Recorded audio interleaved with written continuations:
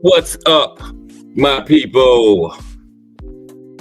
It's Cast Sports again. Now, this is a sports channel, so let's talk some sports. Now, as usual, before I get started, let me give a shout out to the JBT community. Just Boxing Talk. We're a group of people that just love to talk boxing. And we're always looking for others to join us. You don't have to have a podcast, channel, anything like that. The only requirement is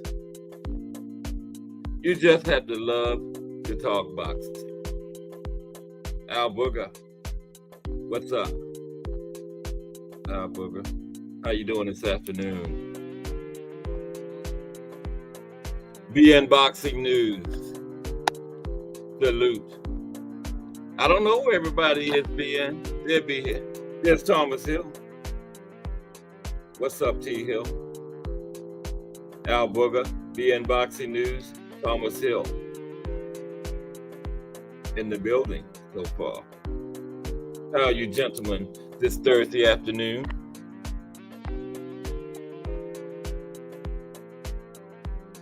We're just back for another afternoon of boxing talk. That's all it is. Now feel free to bring up other sports because it is a sports channel. Just with an emphasis on boxing, that's all. Now we're 2 days away from the day of reckoning. All right. In the final press conference today, I mean, have they already had it? Because, I don't know, what kind of time zone or how far Saudi Arabia is ahead of us or whatever, I was actually over there, beginning of the 90s. It wasn't a vacation or nothing like that, though. Definitely wasn't no vacation. George Bush sent us over there to get Saddam Hussein and his boys out of Kuwait. I was over there with the United States Air Force. Yeah. Old George said, "No, Saddam, you can't have control over all that oil." So we evicted him. Not me. The Air Force, we way back on the back line. Way back in the back. Yeah. But I don't know, have they had the press conference yet? I know it's today, and then the weigh-in is tomorrow, right? I think they like 8 hours ahead of us or something like that. I can't remember. Have they had it yet, T Hill? The press conference. I know it's today.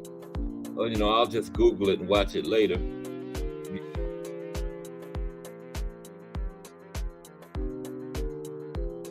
But the day of reckoning.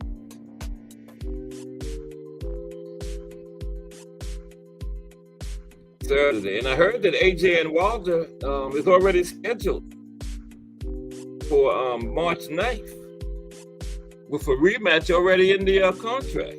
Yeah. That's good news, man. You know how those Saudis put on. We already got the heavyweight undisputed. Fury and Usyk, right? I haven't heard anything about an undercard or anything yet for that. But we know we're getting that one. And Fury and Wilder 2 fights. That's all right. Them Saudis ain't joking. And they are investing in the heavyweight division. Smart people, Because as the heavyweight division goes, as boxing goes. You know, what boxing fan doesn't love a good heavyweight fight, man? You know what I mean? Yeah. I mean, we look at Tank and Devin and all that down there at lightweight and Earl and Bud, but you know, who don't love a good heavyweight fight, man? Come on now. You know what I mean, T Hill? What boxing fan don't love a good heavyweight fight, man? You know what I say? Know what I'm saying, Tom? Yeah, man. Like BN Boxing News said, where's everybody at, man? This thing says, hi. I got my own comment up there. I don't want that up there. Okay, yeah. So what are we gonna do today, fellas? Okay. Now I know I said yesterday I was gonna redo Joe Gans on the profile, but no, I'm gonna wait on that because I did him before. It was just a brief one. But today I'm gonna do Henry Armstrong. Okay. He's in all the experts and historians' top 5, Henry Armstrong is. And I'm also, since I've been profiling these old ex-boxers, I'm also going to do a Cash Sports all-time top 10 list. So that should be fun. I just went over a lot of different experts and historians' top 10 and just incorporated my own into it, you know. So that's going to be later after the profile. Yeah. Yep. So, but how is everybody this afternoon? We 2 days away from the day of reckoning. Okay. And tomorrow, yeah, I'm going to do a little breakdown on the fights. Talk about them. We can talk about what we think will happen. Because it's boxing. Anything can happen. Matchrooms edition. Have they already had that, T Hill? The Matchroom edition of it? Last time I checked, Bare Knuckles needed one more subscriber to get to 50. So he'll probably be going live tomorrow. Yeah, he'll be in here in a little while. Yep. So that's good news. Everybody got together and got him to 50 subscribers so he can go live. He got like 50 different accounts. He probably would have had 50 if he only had like one account. But that's my man there, Bare Knuckles. Good guy. So we're going to see what he got in store for us tomorrow when he goes live. But what's been happening, T Hill? I'm going to drop the link after I do this profile. I was just trying to wait, see if we're going to get a couple more people in here. Because I get halfway through it, then everybody want to start coming in, you know? Yeah. How's everybody's day been?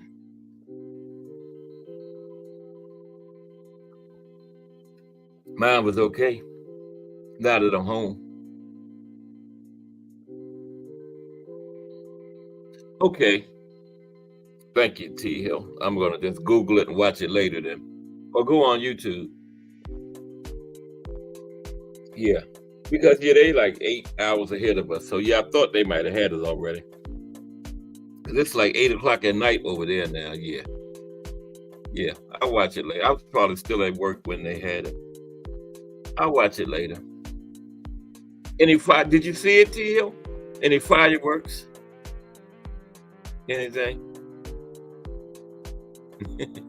Yeah. Next one to be Fury and Usyk. I like Usyk. I mean, I like Fury. Fury is just so big, man. Usyk is an excellent fighter, but Fury is just a big guy. There's Aunt McQueen. It's just entered the building. We got Henry Armstrong today, Aunt. And then I'm going to give out a Cash Sports all-time top 10 list. And I'd like to hear everybody's feedback, agreements, disagreements, and all that on the Taz Sports top 10, all-time top 10 list. Everybody probably got a good idea who number one is.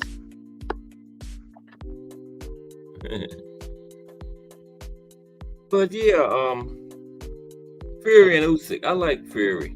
Fury is just so big, man. Usyk is a great boxer, though. I don't know.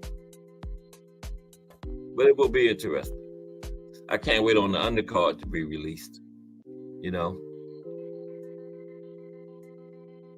Was there a film study last night? I know y'all had talked about it in the hangout yesterday morning, but I missed it. I fell asleep early. I forgot to check. I look forward to those things. Yeah. Pro Box, oh man. No, next week. Pro Box is next week. I get ready to say I had missed it. And Pro Box is probably going to be the last card of the year because I don't think anything's scheduled for the 30th, next Saturday, the final Saturday of the year. I didn't see anything. Yeah. So the Pro Box card will be it. Had Bo Max on Pro Box last week. So anybody that's not down with that Pro Box better get down with it. Every other Wednesday. Next Wednesday is the next scheduled card for Pro Box. December 27th. Final one of the year. The day after the Monster, Marlon to Palace, undisputed fight. Yeah, Henry Armstrong today is the profile. And then the Cat Sports. Yeah, I was wondering the same thing, T. Hill. Did they do it? No, you would have been in it if they did it, T. Hill. You can't be a film study without you in it. You know that. What kind of film study is that without Thomas Hill in it?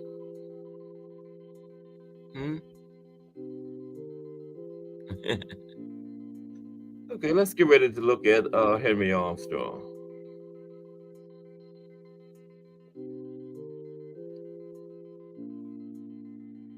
Homicide Hank, Henry Armstrong, also called him Hurricane Hank and Hammering Hank. Hammering Hank was also Hank Aaron. Yeah. Yep.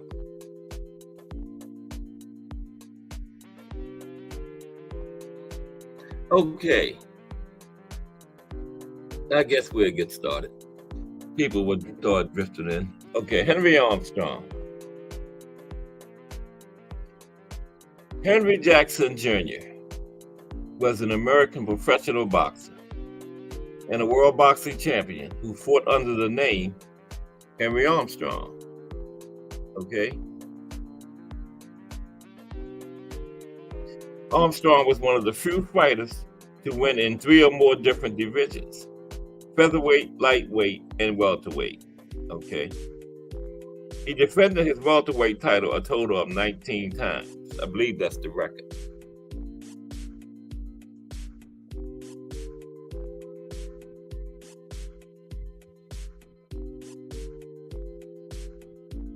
Okay. Thomas Hill says, too many pieces to keep the train moving without me. Okay. Nah, man. You got to be in there, T. Hill. Got to have you. Okay. Now, Henry defended the welterweight title 19 times. They didn't say, but I think that's the record. I think that record still holds, as a matter of fact. It's probably in here. I think I read that later on when I was looking through it earlier. The Ring magazine named Armstrong Fighter of the Year in 1937. The Boxing Writers Association of America named him Fighter of the Year in 1940. Okay.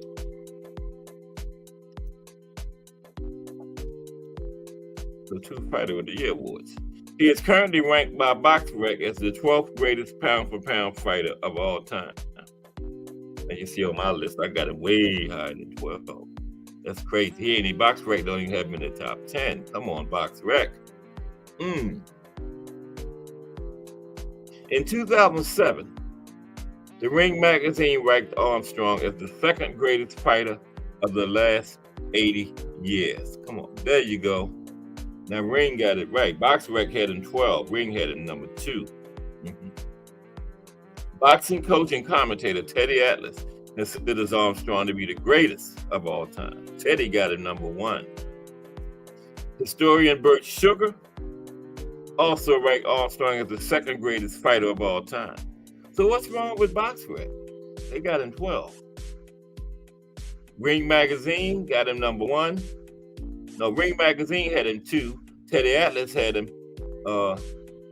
grade number 1. And Bert Sugar had him number 2. Those are all experts. Well, so-called experts anyway.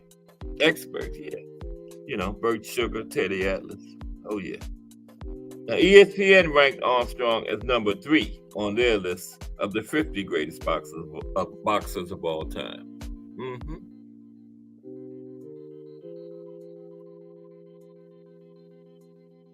Okay. Yeah, I see it, Thomas. Yeah, I see the link. Thank you.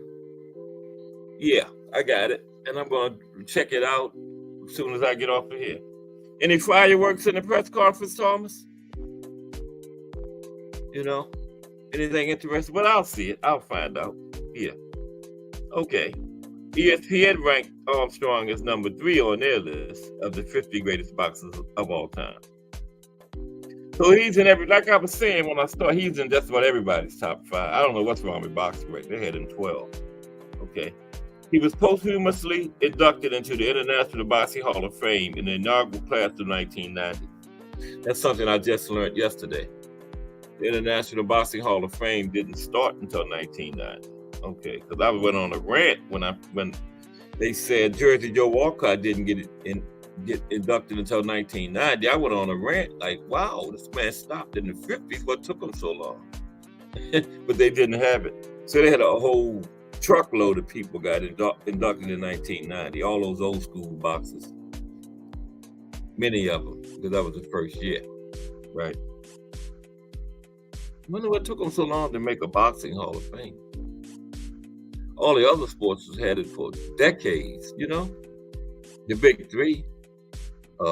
Basketball, football, baseball, even hockey. Wow. And that's recently, 1990. That's crazy.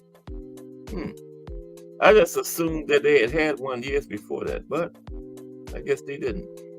Okay. Anyway, he went in the inaugural class of 1990. Okay.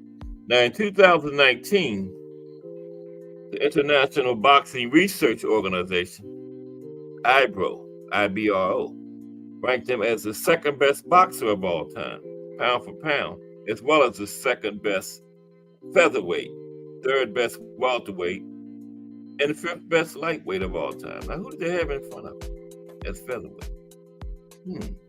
Okay. Let's take a look at Mr. Armstrong's early life. Okay.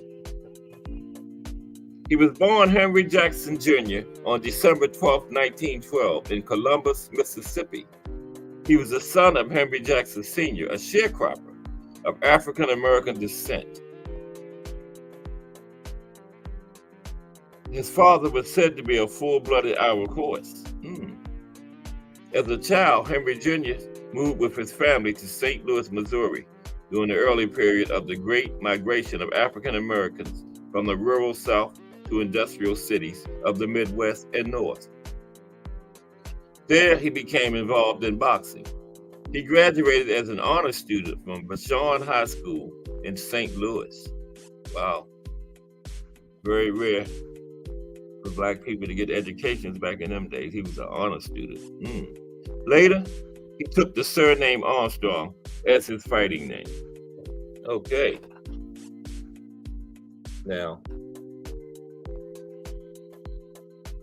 his early career. I don't know where everybody is today. Early career.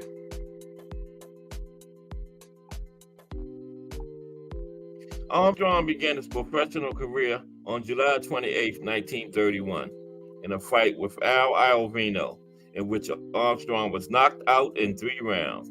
So he lost his first fight, got knocked out. His first win came later that year, beating Sammy Burns by decision in 6. In 1932, Armstrong moved to Los Angeles, where he lost 2 4-round decisions in a row to Eddie Trujillo and Al Groenfield. Following these 2 losses, however, he started a streak of 11 straight wins. All right. And you know they fought 10, 11, 15 times a year back in them days. Al Booger, what's happening? Okay. Yeah, Al Booger was in here early. He's back in the building. We are taking a look at Henry Armstrong today, Al Booger. Okay? Good to see you. All right. In 1937 alone, Armstrong went 27-0, 26 knockouts. Okay? I was just talking about that. I said 10 and 11 fights. Henry Armstrong fought 27 times in 1937 in 1 year, winning 26 of them. Winning all 27 of them, 26 by knockout, 27 times in 1 year. I thought 10 and 11 was a lot. Wow. That's like, 2 times a month, 3 times a couple of months? Man. Because Sugar Ray Robinson and Jake LaMotta, their 3rd and 4th fight was only like 3 weeks apart. The 3rd fight was February 5th, 1943, and then their 4th fight was February 27th, 1943. Okay? 3 weeks apart. 2 fights. So I guess you didn't have to look at no film. You just remembered from the last fight, right? That's crazy. But that's how they did it back in those days. Okay. Now, 1937, he had 27 fights. Won all of them, 26 of them by knockout. Now, Aldo Spalding was the only opponent to take him the full 10 rounds. He KO'd Baby Casanova. Oh, what a name, Baby Casanova. He KO'd Baby Casanova in 3 rounds. Oh, poor baby.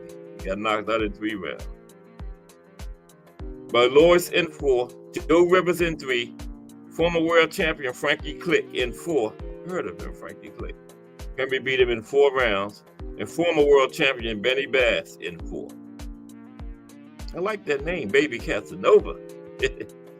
Armstrong was given his first world title fight in the 126-pound weight class against world featherweight champion Peter Cerrone at Madison Square Garden.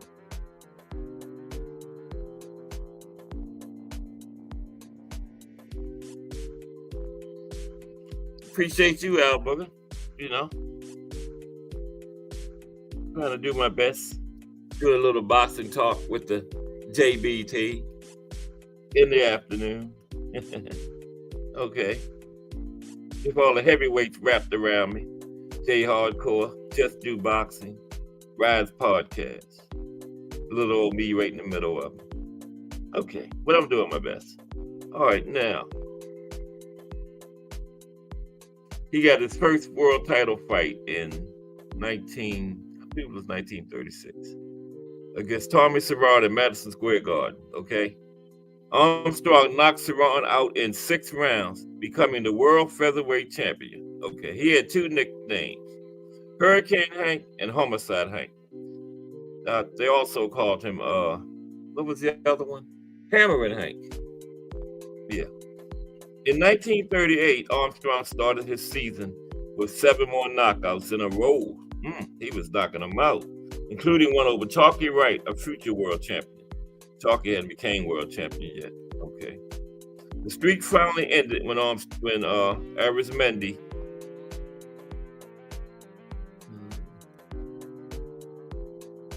come on, I lost my place. Excuse me for 1 second.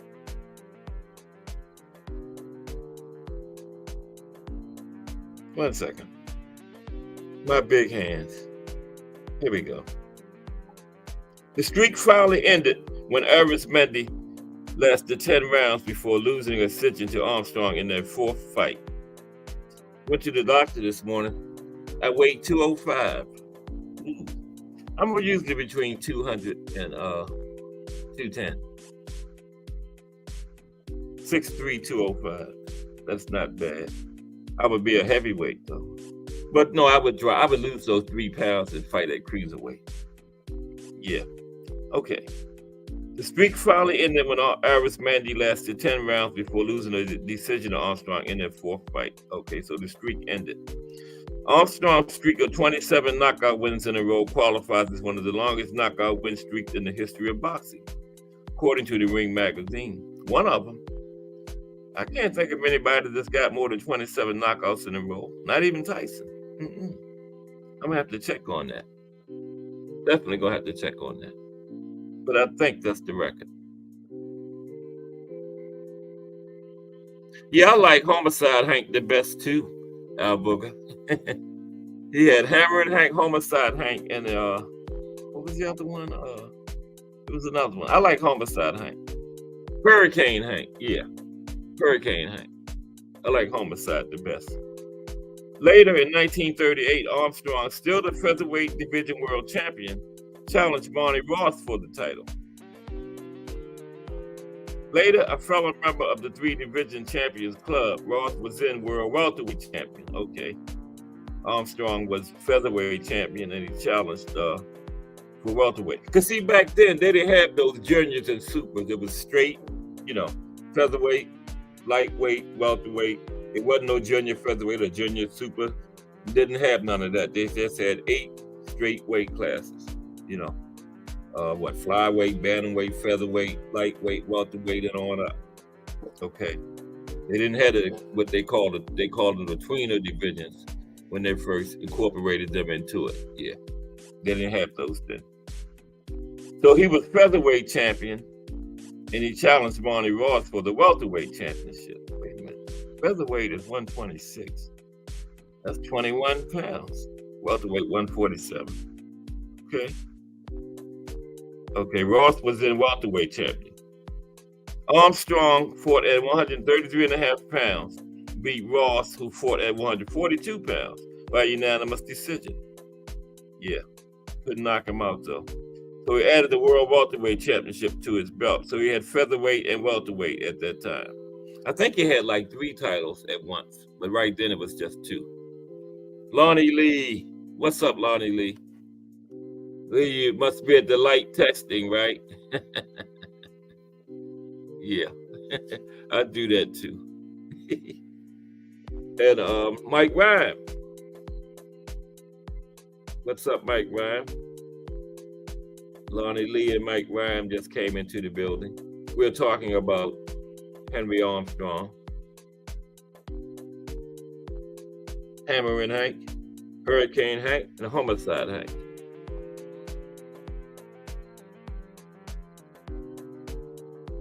Okay, let's continue. I was just writing y'all names. I write everybody's name down when they come in. I save all of these things. I don't know why. Just for memories. Okay. So he beat Barney Ross. So now he's got the featherweight and the welterweight championships. Okay. Armstrong lost weight in order to compete in the lower weight divisions and beat world lightweight champion Lou Ambers by split decision. Now see, back then, it's saying lightweight was lighter because he had the featherweight title, but it said he lost weight to fight at lightweight. Okay? But anyway, he's got the featherweight, welterweight, and lightweight titles at the same time. Okay? He was the first boxer ever to hold world championships in 3 different weight classes at the same time. Okay. But then he decided not to maintain the required 126-pound weight anymore, and he let the featherweight crown go. Okay. So he just had welterweight and lightweight. Okay, let's continue. Well, everybody's coming in now. Welcome, everybody. How's everybody doing this afternoon?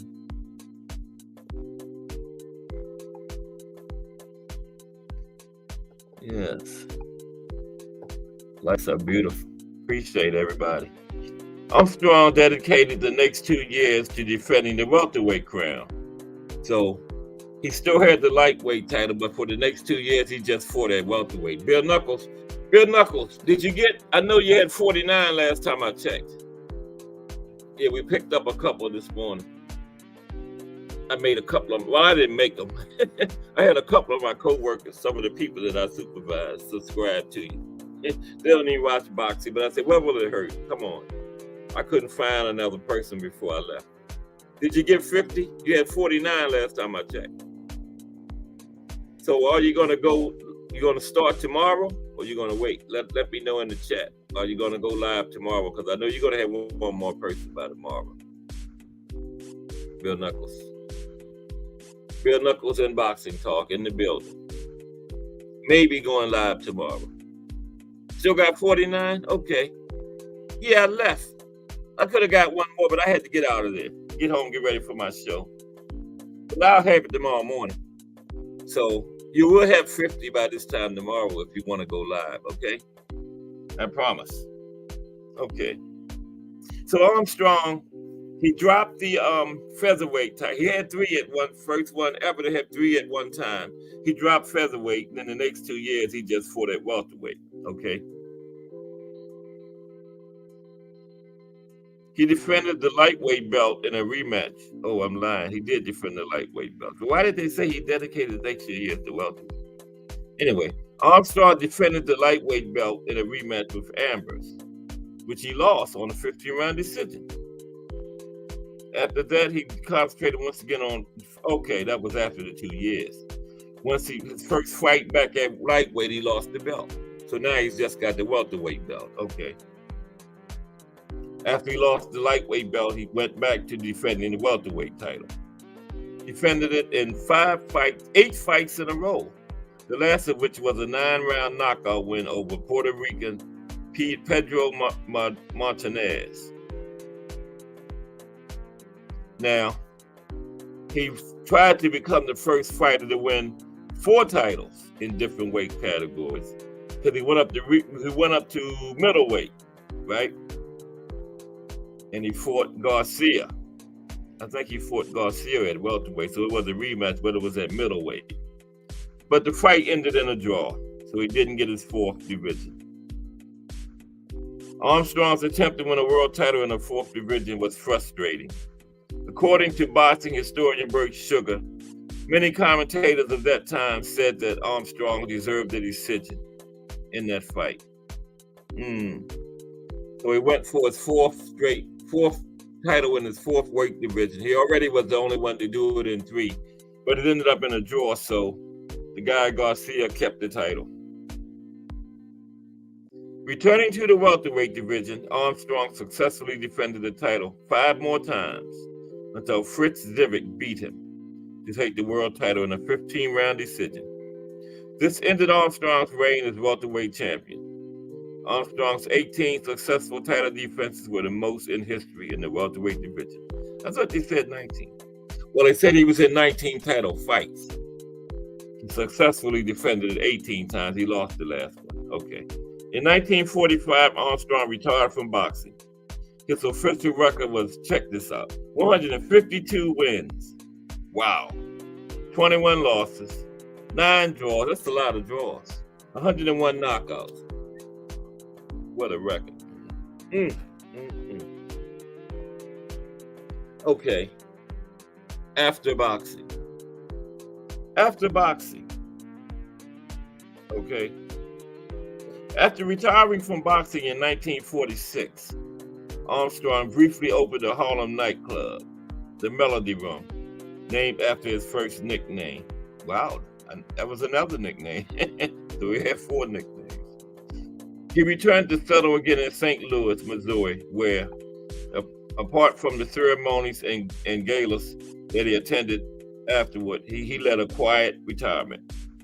He became a born-again Christian and an ordained Baptist minister and youth advocate, helping to run the Herbert Hoover Boys Club.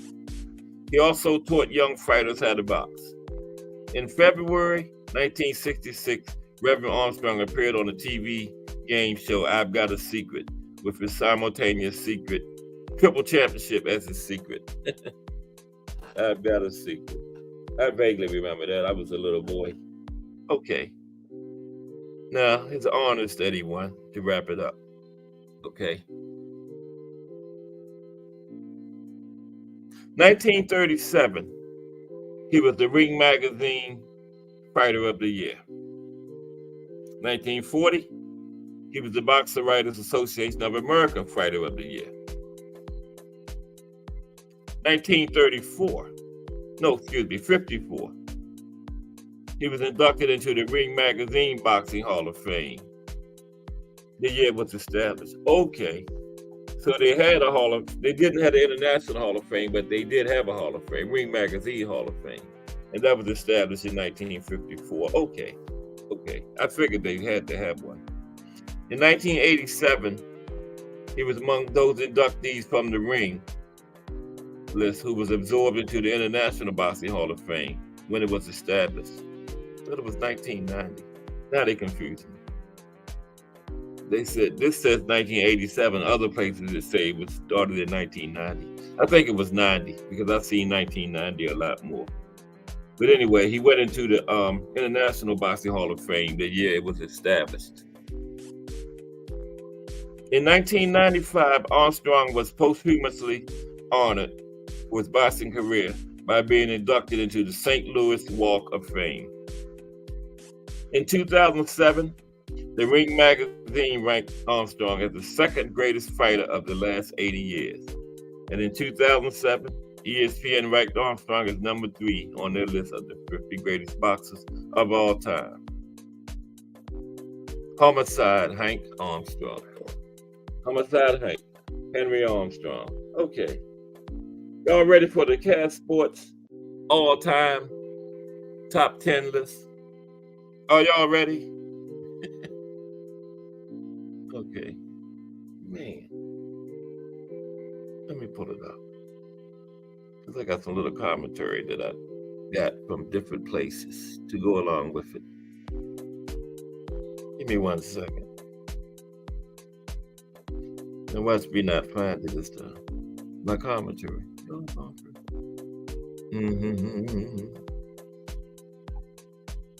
I told you, I always tell you, I can turn the music off and sing during these little breaks if you want me to. You know, it's up to y'all. Music or me singing, let me know. Okay, here we go. Yes, I got it. Bruce Gas. What's happening, Bruce? You missed Henry Armstrong, Bruce. Man, just finished. I'm glad you're here, though. Because guess what, Bruce?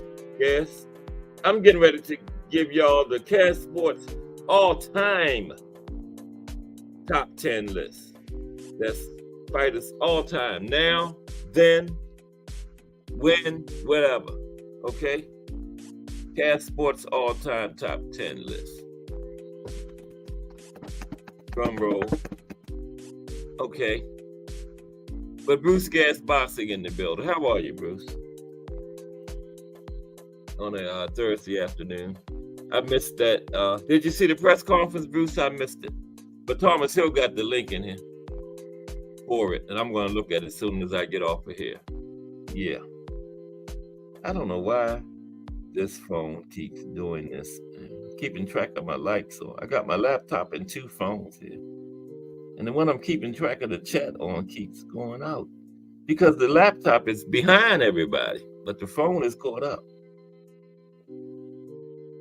They keep going out on me. But I'm going to get it. YouTube. Because, you know, I'm in my own chat. Yeah. Yeah, Bill Knuckles, you need 1 more like, I heard. Hey, Thomas Hill, drop that link again, please, for the press conference, sir. I would appreciate it. Thank you very much. 15 likes. I usually get up around 20. Thomas Hill, do you hear me? Can you drop the link for the press conference again, please? Thank you, sir. You're a gentleman and a scholar. Okay, let me see if where's my top 10? Oh, no Cat Sports top 10 list. I lost it. I'm just joking. We got a Beard Knuckles one more. But Beard Knuckles, you never answer me. Are you going live tomorrow? Because you will have 50 by tomorrow. You was originally going to do it last Friday, so why not this Friday at 10 o'clock? Can I say it? What's up, Remo? Remo in the building. Remo, you are just in time for the Cat Sports all-time top 10 list.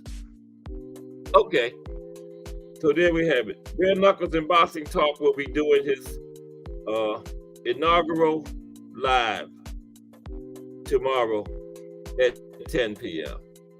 Okay. Learn all about the sport of Beard Knuckles boxing, because I don't know anything about it. I'm going to be there. I saw those pictures. Those guys be all bloodied up and looking crazy. Wow. Even women. It's so rough. They be all bloodied up and not bloody, but bruised up before the fight. You know, they still haven't healed up from the last fight. Man, that is a rough sport. Wow. My hat is off to those people.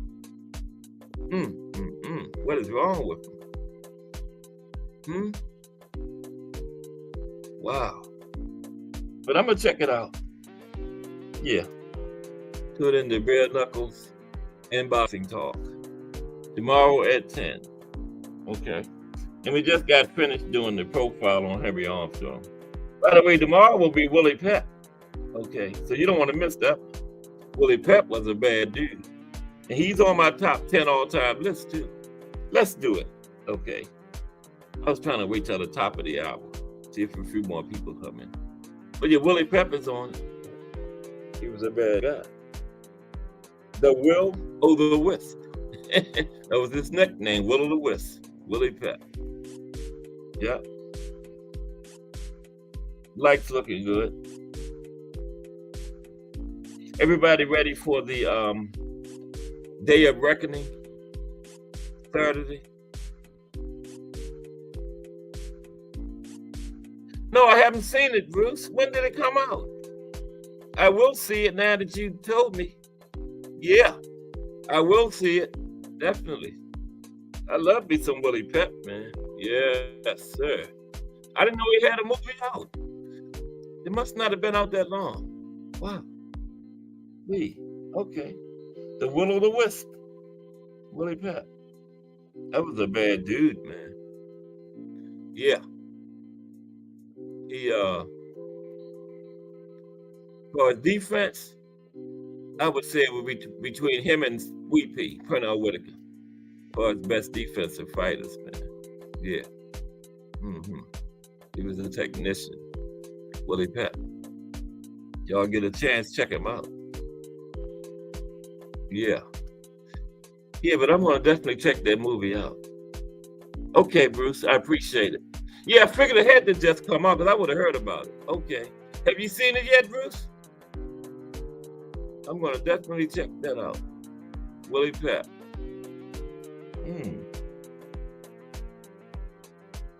Yeah. And y'all know they said that Wilder and AJ, if they win, they already got it scheduled for March 9th. Where's Tim Layton at? And Gregory Pratt? Yeah, Will o' the Wisp. Like Jay Hardcore does. I'm going to speak them on in here. Tim Layton, Gregory Pratt, get in here. Who else? Jay Hardcore, get in here. Rise Podcast, Just Do Boxing. What are y'all doing? Get in here. You're missing it.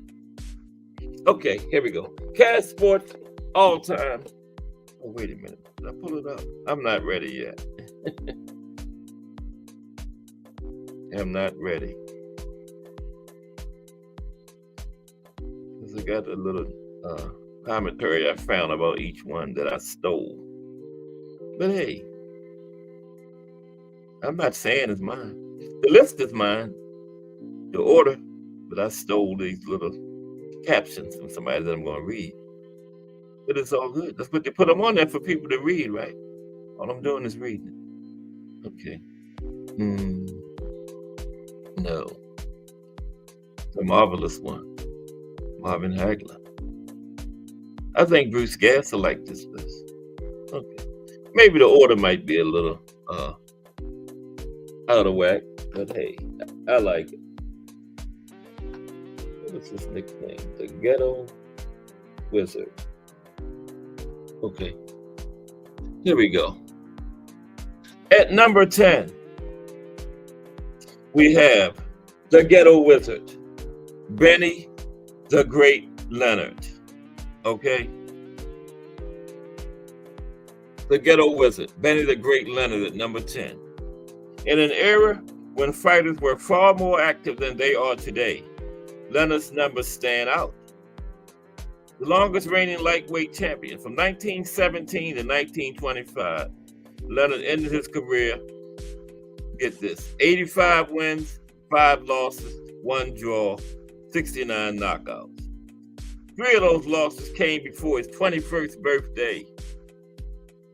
A 4th occurred at the hands of Hall of Famer Jimmy McLarmin after Leonard emerged from retirement. Okay. 3 losses came before he was 21. 1 loss came after he came back from retirement. And the 5th loss came because of a disqualification in a fight he was winning. So arguably, this man could be undefeated. Okay? 5th loss came after a disqualification in a welterweight title fight that he was winning. Okay? He was 5'5". He was a boxer puncher and he was peerless. Okay? Number 10, the Ghetto Wizard, Benny the Great Leonard. Okay? Now this next one, people may say he's too low, he should be higher, but hey, it is what it is. Okay?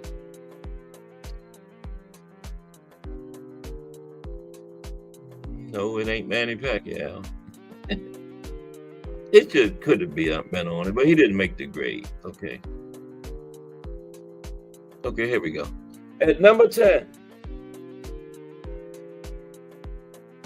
Pretty Boy / Money, Floyd Mayweather.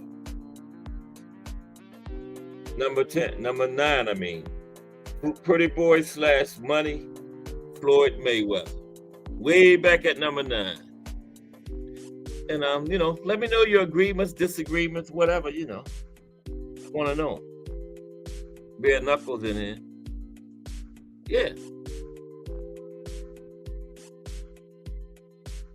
Yeah, Bare Knuckles. You like Benny Leonard? Yeah. And I done went and looked at all the old fighters in here. Yeah, I have looked at them. I didn't just pick them at random, okay? I know a little bit what I'm doing. But Floyd Mayweather Jr. was number 9. One of the most skilled craftsmen in modern boxing history. He was 50-0. Now, he would rank higher if he wasn't so fixated on that O, okay? His destruction of top 130-pound fighter Diego Corrales preceded 2 wins over a prime Jose Luis Castillo. Though the first fight, excuse me,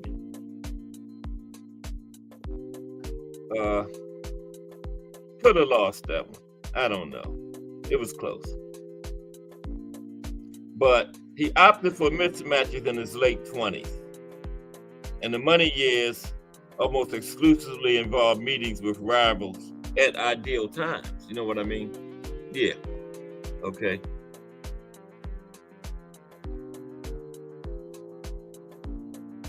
He was a 5-division champion. And he probably was good enough to beat all those guys when they was at their best. But he just didn't fight him at those times, okay? He refused to test himself. Probably cost him historically, okay? So Floyd is number 9. At number 8, the hands of stone, Roberto Duran. Number 8, the hands of stone, Roberto Duran. Okay? Let me get down to Roberto. Where you at, Roberto? Here we go. Okay. Number 8, the hands of stone, Roberto Duran. All right. We're trying to get to 20 likes. Need 2 more. Roberto Duran, one of the most ferocious competitors in boxing history. He ruled the 1970s lightweight scene. Ruled it. Owned it. Owned the he got 50 being boxing this. Congratulations, Bare Knuckles. Now has 50 and he will be on tomorrow night at 10. Okay. Roberto Duran ruled the 1970s lightweight scene, while El Cholo finished with a record 103 wins, 16 losses over a 33-year career. Check this out. In the decade of the 70s, he was 54-1. Okay? 54-1. That's what I say when they ruled the 70s. A warlord at 135, Duran's signature work came at welterweight, okay? He made Sugar Ray Leonard brawl with him in their first fight, taking Leonard's belt in an underrated classic. That's one of the best fights ever, in my opinion. Underrated. Anybody seen it? If not, please go look at Duran Leonard 1. It was underrated because of the No Mars rematch. You know, going rather poorly for Duran. Now, his 1980 triumph over Leonard was one of the greatest wins in boxing history. It has set the tone for a second act that featured junior middleweight and middleweight titles. Okay? Number 8, the hands of stone. At number 7, we have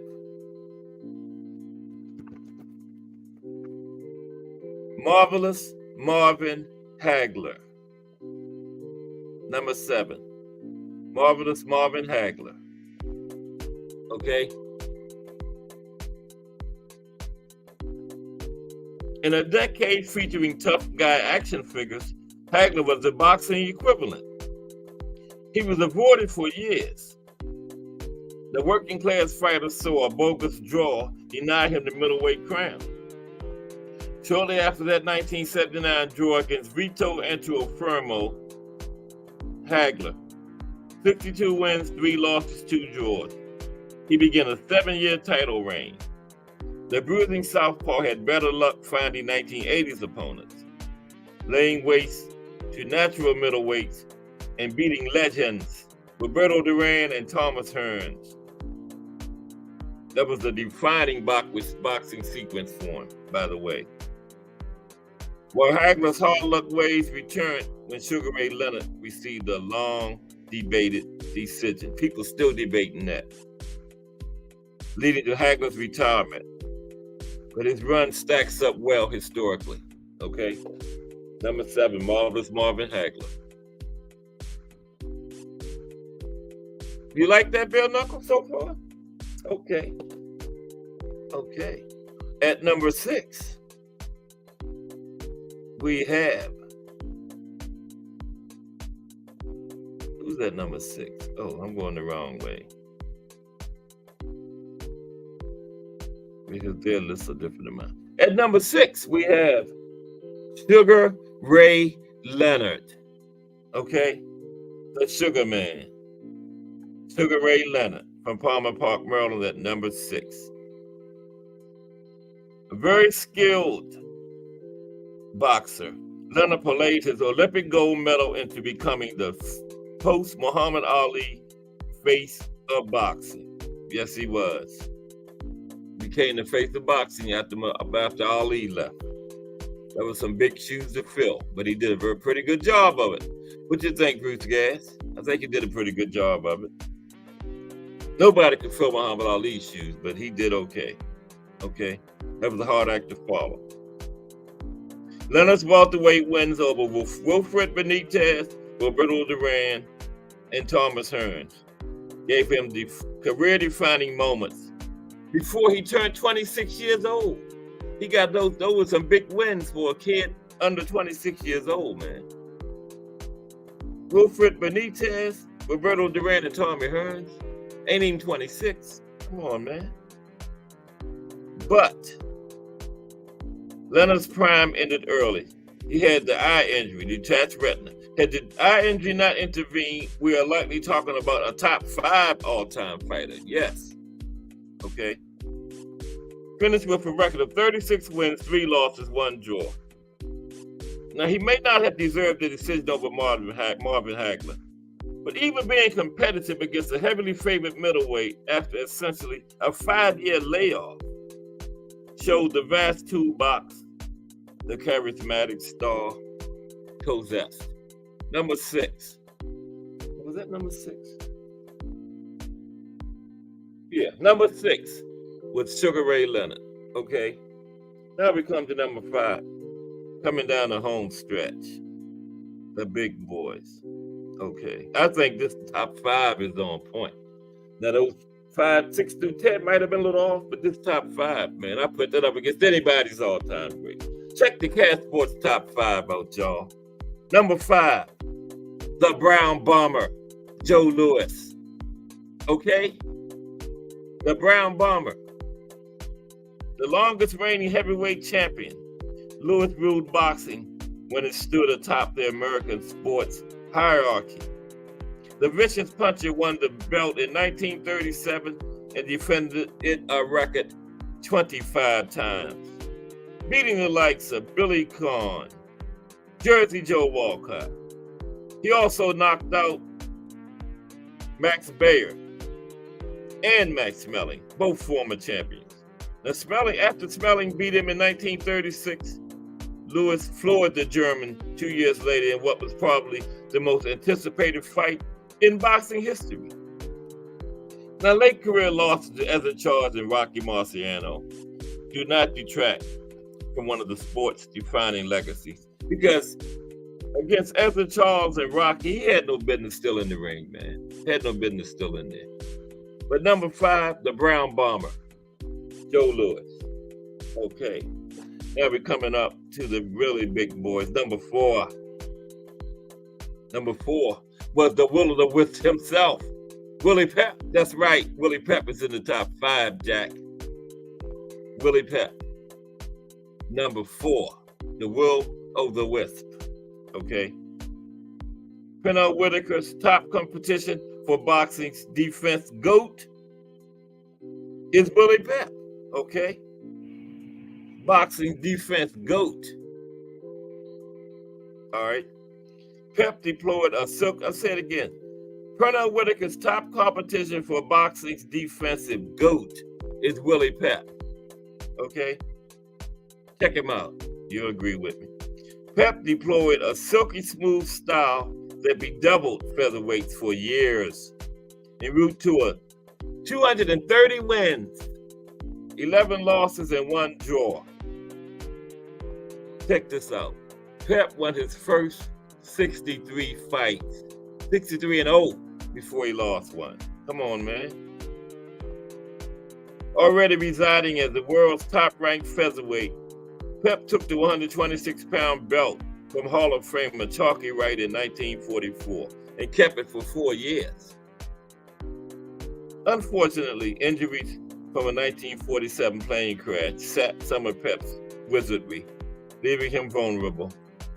Sandy Sadler took Pep's belt in 1948, but Pep managed to be captured in 1949's Fight of the Year and further his claim as one of the sport's giants. Number 4, the Will-O-the-Wisp, Willie Pep. All right. At number 3, Homicide Hank, Henry Armstrong. Okay? Homicide Hank. Y'all like that top 5? I get y'all already figured out the top 2. but y'all don't know what order. I know you know the top 2, but you don't know what order. I do. Number 3, Homicide Hank, Henry Armstrong. Okay? Homicide Hank. I'm going to drop the link after this. Okay. Where you at, Homicide Hank? There he is. All right. Perhaps joined by, now listen to this. Babe Ruth, 1927. Usain Bolt, 2008, 2009.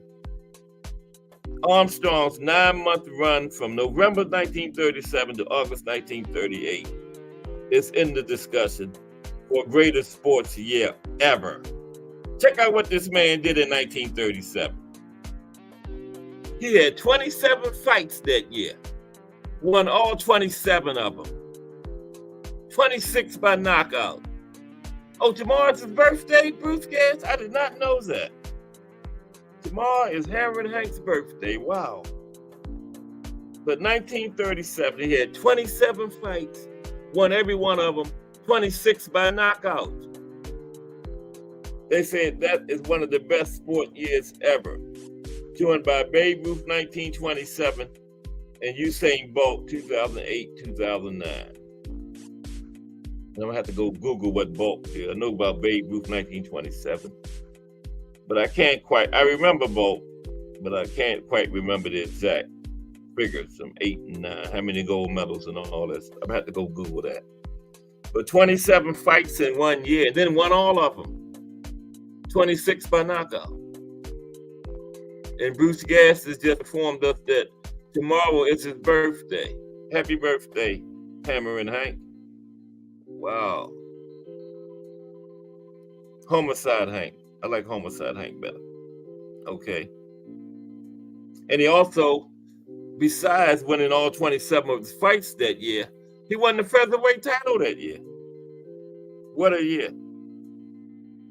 The next year, he captured Barney Ross's welterweight belt and also won the lightweight belt. What a 2-year period.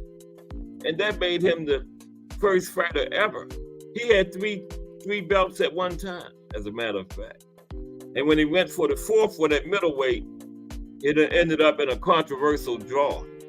Many boxing historians think he won that fight, you know. But hey, the judges got the final say so. Now, boxing had 8 weight divisions in 1938. Armstrong had belts in 3 of them. He ended up with a record of 151 wins, 21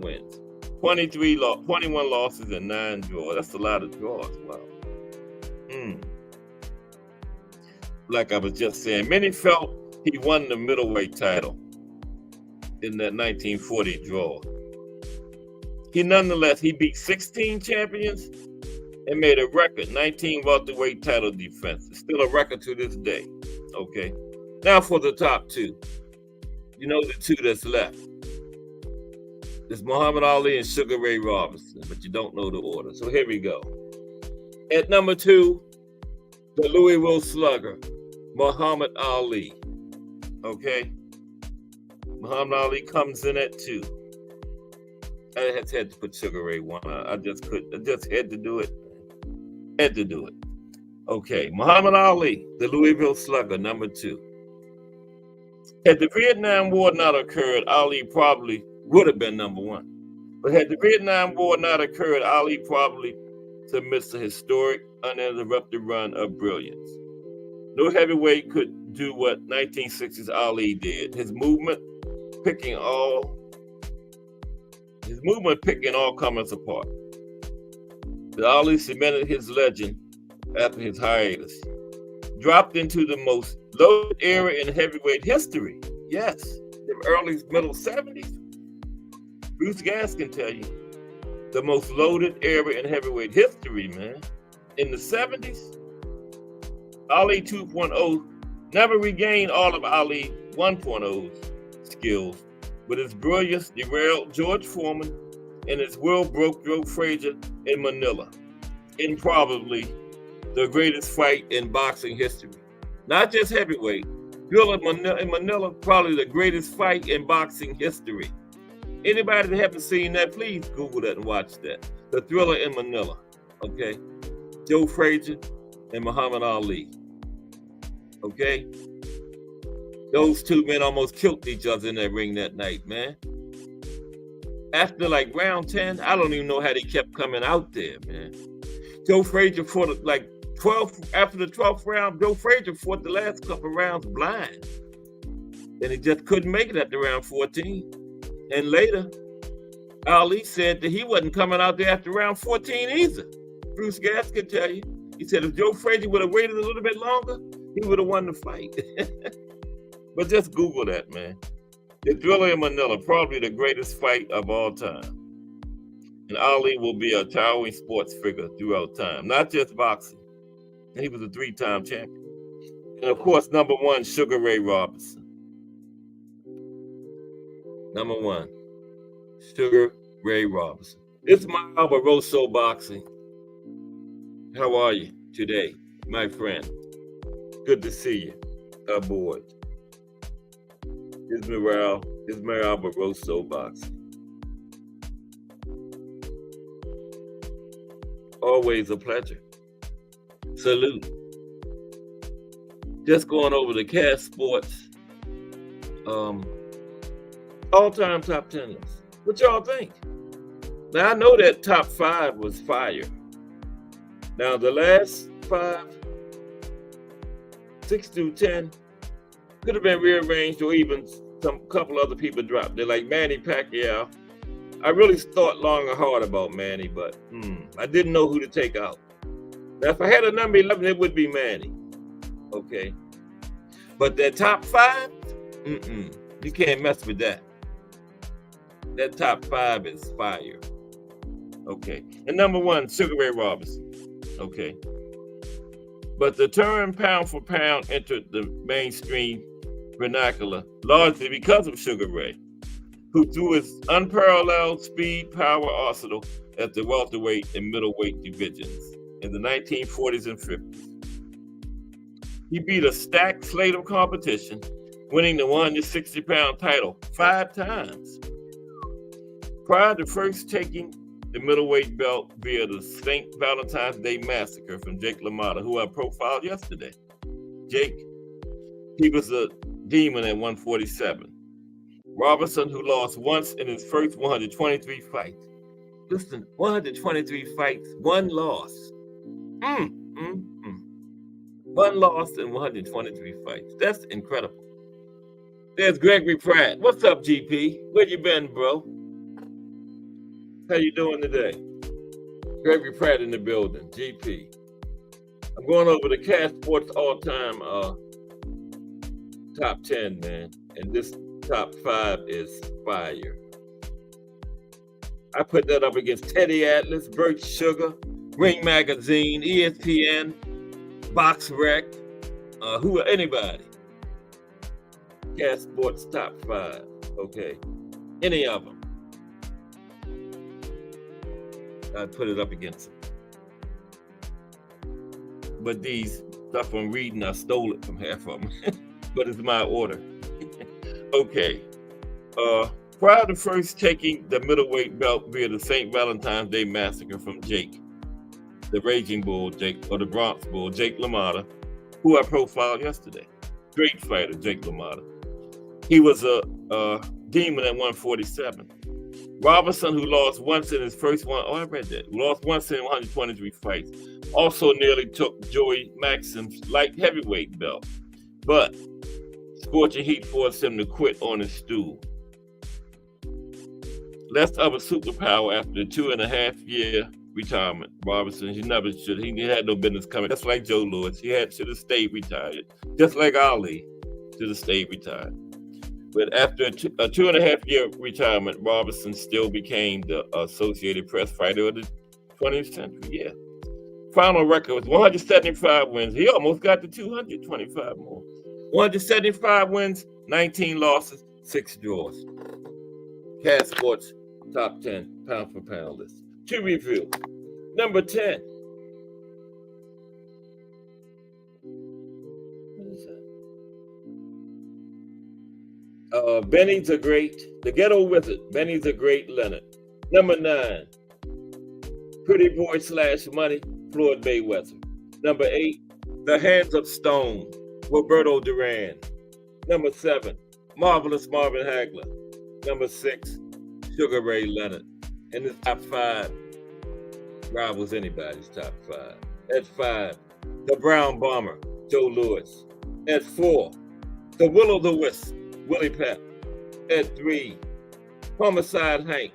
Henry Armstrong. At 2. The Louisville Slugger. Muhammad Ali. And at 1. The guy that the pound for pound list was created for. The original Sugar Ray Robinson.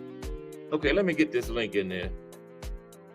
I'm gonna put it in right today, and okay, where's my link phone? There's my link phone. Come on, how y'all like that list, man? That top 5 was fire. What you think, Bruce Gas? Bruce Gas still in here? How you like that top 5, Bruce? Now the last 6 through 10 could have been some rearrangements, and we could make a big argument for Manny Pacquiao being in there. You know, he would be. If I had to do 11, it would be Manny. But I just didn't know who to take out. You know, of the 6 through 10 to put Manny in there. So I had to leave him out. But it was a long, thought out process. Okay. Man, where my cord at? My laptop died. Oh, that would be a disaster. Laptop died. Bing, there it is. Got the cord in. Okay, I'm going to drop the link. And anybody that wants to come chop it up, we got like 35 minutes. Bare Knuckles and Boxing Talk will be doing his first live tomorrow at 10 o'clock, right, Bare Knuckles? At 10 o'clock. So check him out. A JBT member. So we got to support him. I'll be there because I want to find out about this Bare Knuckles. I see those pictures. These people looking crazy, all bloody. They all bruised up and crazy looking before they even start fighting from the last fight. Wow. And I think we got a film study with Casual Corner and Ant McQueen coming up soon too. I don't think they did it last night. Yeah, round of applause. Yeah, I don't think they did the film study last night. But we got one of them coming up too. So the JBT is on the move. And I'm gonna stop running my mouth because I can't walk and chew gum. I can't talk and put the link in. So listen to the music, or like I said, would you rather me sing? You know.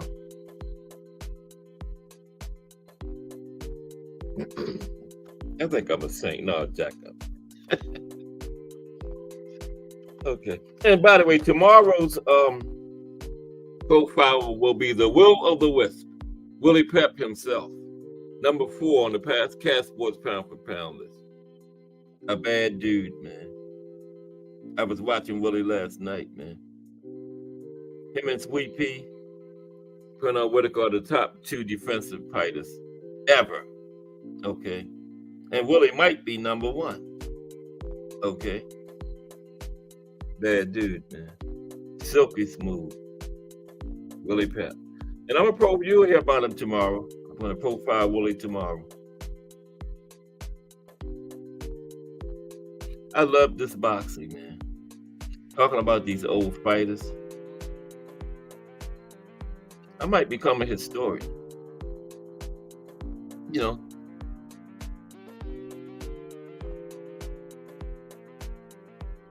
What y'all think?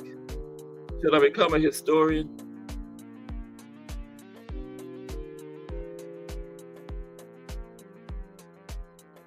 Okay, 5. I better be quiet because I put it in wrong yesterday. Oh Lord, that is not right at all, Kurt. Let me see. Listen to the music for 2 minutes. I told you I can't walk and chew gum.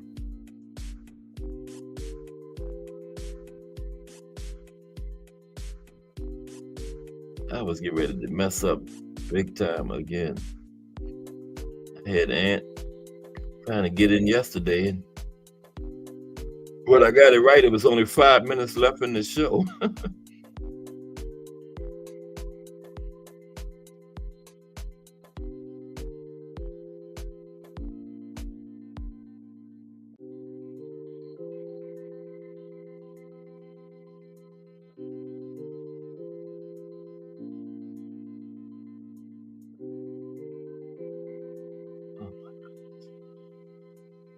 Oh my goodness, I'm having problems here.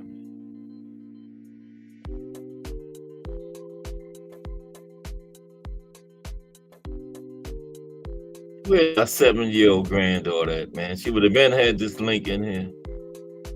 She's coming over here today too. I had to take all the presents from under the Christmas tree and stuff that my wife bought yesterday because she'll open them up. Not just hers, everybody.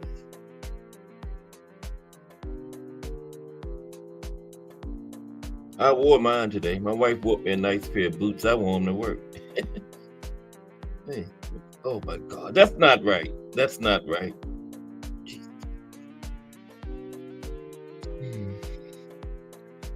Take a deep breath, Kirk. Now put this link in. That's not right. Don't hit that. Okay? I'm going to be silent for like 2 minutes. Bear with me. Don't leave, though.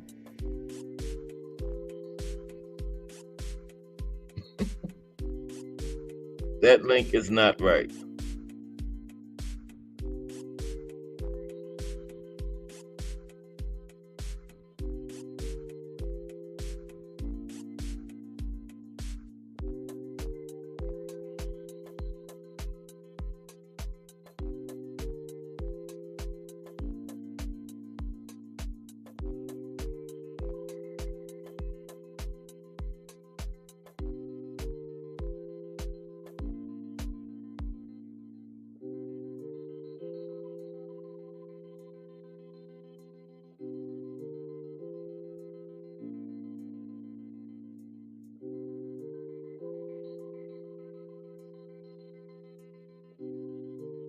Don't leave. I'm coming in 1 minute. I was putting the link in yesterday. Everybody left.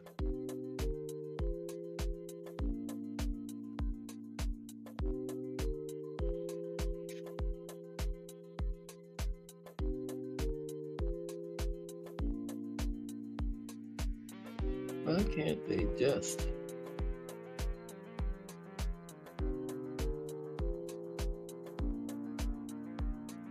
Almost there.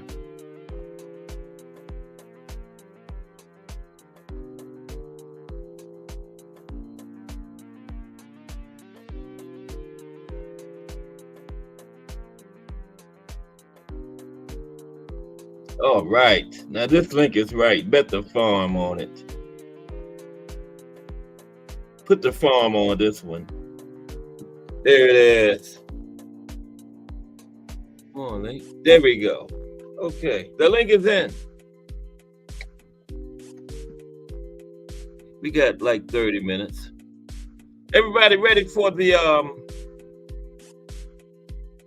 day of reckoning? Days away. Press conference was today. Thomas Hill had dropped the link for the press conference in the chat. And I heard Ryan Garcia said that Bill Haney is going about, if he wants to tank fight, he's going about it all backwards, all wrong.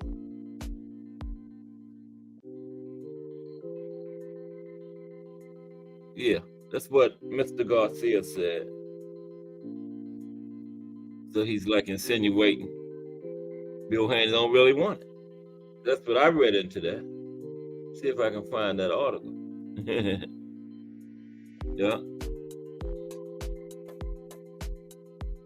Yeah. Yes, I put the link in right there. We go.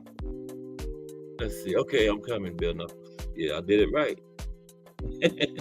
Okay, what's up, Bill Knuckles? There you go. What's going What's on, happening, Chief? bro? Ain't Not too too much. much chilling out, man. You Another know. day. You got to that I'm, 50, I see. yeah. I wanna thank everybody, man, who showed love, man, and made Hey, sure I got that 50, man. yeah. Appreciate you, Cass, being Told in. you we was gonna do that, Thomas. man. Yeah, everybody, man. Everybody that had a Yeah. hand, and I really appreciate that, yo. We Straight a up. team here, man. We a Yeah, and I team. see that, and I see You know that, what and I I mean? appreciate that, man. Yeah. Straight up. That's real. We all JBT, brother. You know what I mean? Just boxing talk. You already That's know. all. Yeah, I That's was all. thinking about shit. I might as well drop that song tomorrow, the JBT family song. Might as Um well. yeah, I had some more editing to do on it, but Oh, you did? shit. Yeah, I'm a Okay. perfectionist, man. So it probably y'all will like it. I you know how I am. I'm a hard critic. Okay. So you're definitely going tomorrow at 10 though, right? Oh 10 yeah, that's a o'clock. definite Okay. shit. We've been waiting. That's a All definite. right. Yeah. Ain't nothing It's only a stopping week that. later. It's supposed to be last Friday night. Wasn't it Yeah. last Friday? Last this Friday. Yeah, last Only a Friday. week. Yeah. Yeah, Only it's a week. going down. Definitely, Yeah. man. Mhm. Yeah, that you did good today, Cass. That list was tight, You like man. it? That Yeah, I was on like that. point, wasn't it? Damn right. That was good, man. That was Especially real that top good. 5, man. Yeah. Yeah, you do good with that history stuff, bro. Straight Yeah. up. It Yeah. was this I'm gonna do Willie Pep tomorrow. Huh? I gotta Go ahead. look up this boxer, man, that I was gonna tell you about. It's a white Which dude. one? He used to I gotta look him up. I was looking at him yesterday. I'll find it. Okay. But it's a he used to bob and weave. He used to beat Hey, people by bobbing and weaving and shit. hmm. What era? And What doing years this did he fight in? What man, he era? fought Bill Knuckles. he early days, man, like Okay. 1940s or Oh, 50s or back something. around then. Yeah, I'm Okay. gonna look it up though. It was a white Yeah, see guy if you can shit. find him. Yeah. Okay. I'm gonna Hmm. look it up in my history real quick. Yeah. Cause I was Yeah, looking the at it profile yesterday. of ours is Willie Pep. Yeah. hmm Willie Pep. Yeah. Yeah, I gotta look that up too. Shit. Yeah, he was number 3 on my list. He was a real good defense, man. Oh yeah. Yeah. Well, he's a I white dude or mean, black? white dude, white guy. He was I think he was in the lower classes. Oh, okay, Featherweight, okay. lightweight, something like Willie that. Pep, Yeah. Willie Pep. Yeah, I'm Willie gonna have to Pep. Yeah. definitely look him up. He's in everybody's top 5, usually. Oh Teddy yeah. Atlas, Burt Sugar, Uh-huh. Box Rec, Ring Mm. Magazine. Yeah, they all put him in the top 5, man. Willie Pep. And then I looked Hey. at it myself. I see why. Oh, okay. Did you ever look up that dude I was telling you about, Kenny Sims? No, I sure didn't. He was Oh, the one. okay. Didn't he fight this year? Yeah, he had fought that Russian dude or whatever, something. Yeah. But he I'm gonna beat look him him and up when we stuff. get But off. he was supposed. The reason I'm asking is because he was supposed to be next up to fight Rolly for that belt. But Right. for some reason he got put off. But I was like, damn, him and that boy, what's his name, Jaleel. I thought him and Jaleel be a good Hackett. fight.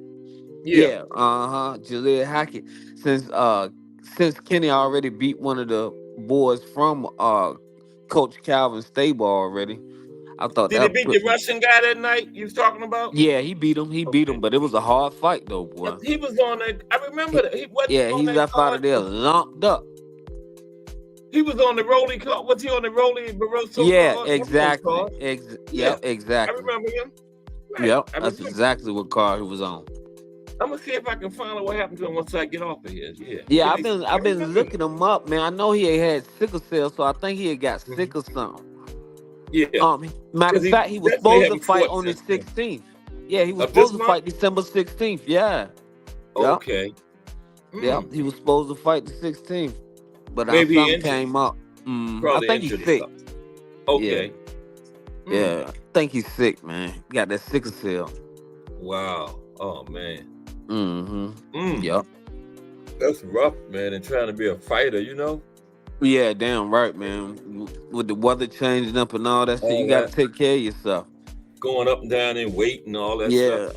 Ooh, that's Then, gotta like be I say, rough. that last fight he had was rough, boy, because Yeah. his face I was remember. lumped up. Yeah, that was a guy named Akmandov or something like that. He was fighting. Some crazy Something like name, man. that. Start with a B. Yeah, Vatavan or Oh something. yeah, I yeah. I'm don't. thinking about somebody else, but I remember it. Yeah, I remember it Mm-hmm. well. And he won. I remember Yeah, that. he Yeah. won. It was a close fight though. It was a close fight. Because that And then Russian dude was bad. He was you tough. never heard nothing else about him after that though. You know. Nah. Uh-uh. Mm-mm. Well, of course he had the heels out. He probably had a brain injury or something, man. The way his head was split wide open. Yeah, yeah. He was in Yeah, pretty bad shape. yeah, he was in bad shape, bro. He Yeah, won, but after shit, that. he got beat up. That's for sure. Yeah, he paid for that victory. He paid for that motherfucking victory, Jack. I'm he, telling you, he that damn sure man. did. I don't mean to He laugh, man, but he he was did. up out of that jank looking like Yeah, he Martin was rough. Lawrence when he fought Hearns. Damn right. I was Yeah. like, shit. Take that man to the hospital now, boy. Oh man. Yeah. Yeah, that white boy beat the brakes off his ass. But maybe he'll pop back up. You know. Yeah, I'm So, quite sure because he was a good fighter, so I'm quite sure he will. so what else you gonna beat them all? You gonna talk about the bare knuckles? You got anything else Yeah, planned? yeah, I'm gonna have to. Yeah, I'm gonna go on my side of town, man. Go ahead and just introduce bare knuckle boxing to people like Okay. that, and Cool. and, Yeah, and whatever else we want to talk about from there. yeah. I got a 'Cause few a lot of treats times, on my. Yeah, I got a few treats I wanna do. then a lot of times people in the chat come up with stuff and keep the show going along too. Yeah, damn right. Yeah. I'm taking all suggestions. That's for sure.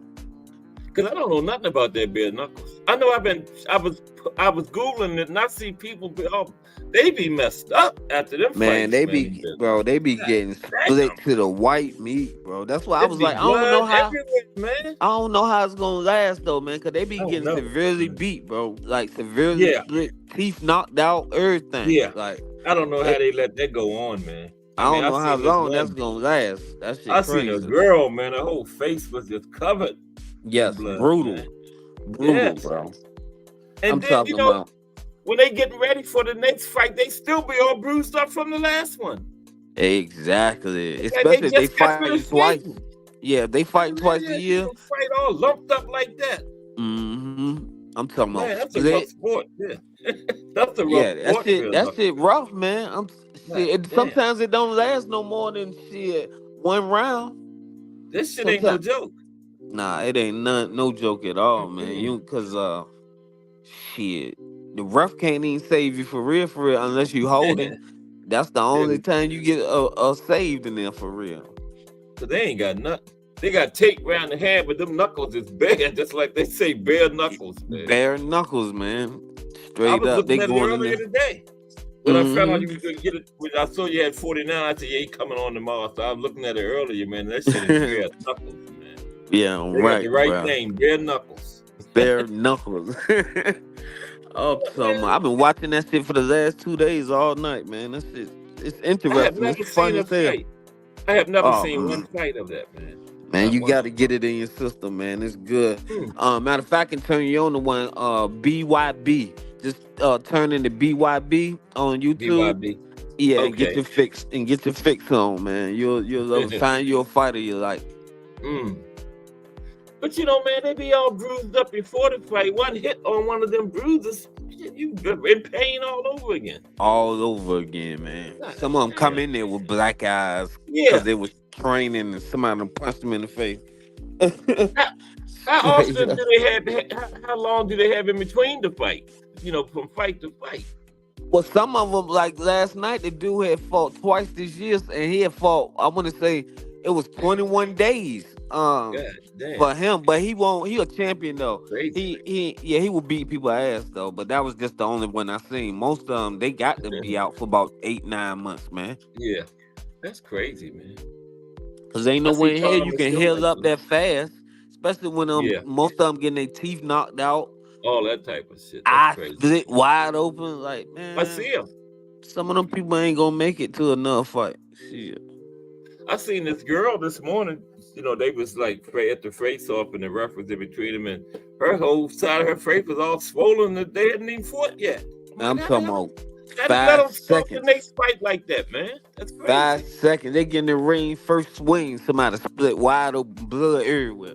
It's a blood sport, that's for sure. Wow. Definitely a blood sport. Yeah. Yeah, that is a violent sport. Yeah. Thomas Hill said he liked the list. He said, "Great list indeed." Yeah, Yeah, definitely, man. I'm telling you.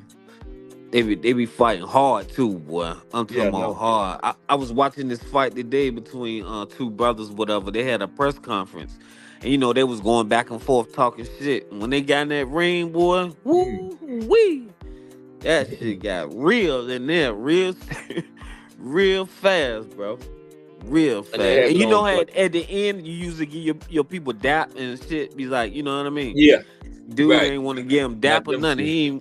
He ain't Mm-mm. want none of that. He was like, fuck that. I'm still on what I was on, nigga. And I beat your He ass. says on Friday and Saturday. Yep. Friday and Saturday. Yep. Friday is Okay. the pay-per-view. Saturday is the Right. free It's viewing free. of it. Okay. Yep. Mm. Yeah, you just got some bloodthirsty people watching that stuff, man. But they gaining more and more fans, bro. You know what I mean? Yeah. Like more and more people is loving that shit, Hmm. man. Yeah. I had some guys was talking about it the other day at the job. I was like, okay, y'all watch that shit. They was like, they love it. So it's gonna come up in the next year or two. How many rounds is it? Okay, so I did find out is there's different rounds for different weight divisions, but most of them is Right. like 5 rounds, Okay. 10-minute rounds, bro. Okay. Now, I Yeah, ain't that's trying to true. make you get your whole thing away because you Oh got to no, it's say all something for good. the Shit, show. I ain't gonna You do know. nothing but repeat it. It's all good. Okay. Yeah. Yeah. 5 rounds of that of getting beat up like that. God damn. Man, that first round is 10 minutes, bro. 10 minutes. 10-minute rounds. Yes, sir. Ten Oh minutes, my nigga. man. But they don't make it. They don't make, like I say, they don't No make it. way. They don't make it, bro. No way. No, I only seen two matches that made it, and that's because Go out there with they was bare just knuckles for walking 10 around. minutes. Hmm. No, ain't no way they gonna make that. I know it don't never go the distance. No, some of them do, but not most of them don't. Not many. No, not at all. And they got Not women and at every all. damn thing.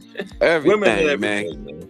getting beat up severe. Like that. That's crazy, I'm man. talking about, cause with them, you got to get knocked out for real, for real. You know what I mean? Yeah. Like it Yeah. ain't too many going to decisions, so they fighting hard, bro. I know. They, And bare knuckles. That shit hurts. yeah, man, that's shit off the rip, and you can see And it in their then face when they get hit. It ain't no, it's like they be hurt, ready to cry type shit. I know a lot of times they mess their hands up too, though, because something you can break your hand and Exactly, hit somebody's face repeatedly with your bare knuckles like that. Because in exactly. boxing, the gloves is partly to protect your hands too, Yeah, and that's the So, whole point of. yeah, But you know what I crazy. found out? Mhm. Bare knuckle boxing is the first gladiator fighting Yeah. sport. Yeah, they I didn't didn't know always that. started out without gloves, yeah. Yeah, it started off with bare knuckles. I didn't know that was the first like original, you know what I mean? Like Yeah, I fighting was thing. looking at history of boxing a few weeks back, but it was just too long. But then they started out bare knuckles was the thing, Yep. was the first thing, man. Yeah. Yep. And then they had tried to come back with it back in the day, like I want to say 1990, I want to say Hmm. 1998, They tried to bring it 1997. back. Yeah, Yeah. it lasted for about a year, and then they, Mhm. got rid Outlawed of. it. Yeah, because they was So how did kicking they people in come the to bring face it back and now? everything. How did they come to bring it back now then? Basically, the little bit of rules changed. They changed some rules Right. up. You can no Okay. longer kick people when they was down now, and You used to be able to kick they people when they was down? yeah they was kicking people while they was down and everything, bro. That Because shit that's was how raw. boxing started in the beginning. You could do Yeah, that. that When shit was boxing crazy. originally started way back, you Uh could huh. hit and kick them when the person fell down and all that. That was a part of boxing in the beginning. Yeah. But they got so many fighting things coming out now. They got karate, Yeah. a karate jank now, and a lot of the Mhm. old people from the UFCs, they joining that karate thing. There It's a go T. karate thing, man. You seen that slap contest stuff, man? Uh-uh. The Man, good brother Kai Sports. T. Hill. What's What's good up, with T. you? Hill? My bad, bro. what's What's up, going Thomas? on, man? My man. How you doing? Man. Fine, man. Yeah, man. They up there slapping the shit out of people, bro. Slap contest. I Hey, couldn't stand there and Thomas, let nobody just slap me in my face.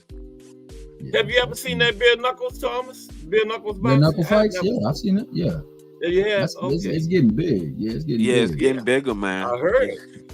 it's God getting damn. bigger, bro. Hmm. Wow. It's getting Yeah. big, man. So And I that mean, that in that damn tag team boxing thing. Oh yeah, I seen that They too. doing the tag team. What is I that? seen. Tag team? Yeah, I seen Dallas against somebody the other night. I like So that. like I like that. What is you got that? your team, and like they take the ring, and if Right? they're getting the best of you, and you can get back over to your corner, you can tag Yeah. in your new partner, and they can go in. That shit Okay. crazy, man. Wow. Yeah, that shit It's crazy, almost bro. like wrestling. They like Yeah. infused principles of wrestling, like Yeah. not real wrestling, but you know, the entertainment wrestling Yeah, I know what with you the mean. Yeah. boxing. Uh-huh. Yeah. Combat Yeah. sports. Yeah, man, they got so many of them coming out, bro. People just fighting their ass off, boy. Mm-hmm. So like, thoughts? What do you really think about this Day of Reckoning card?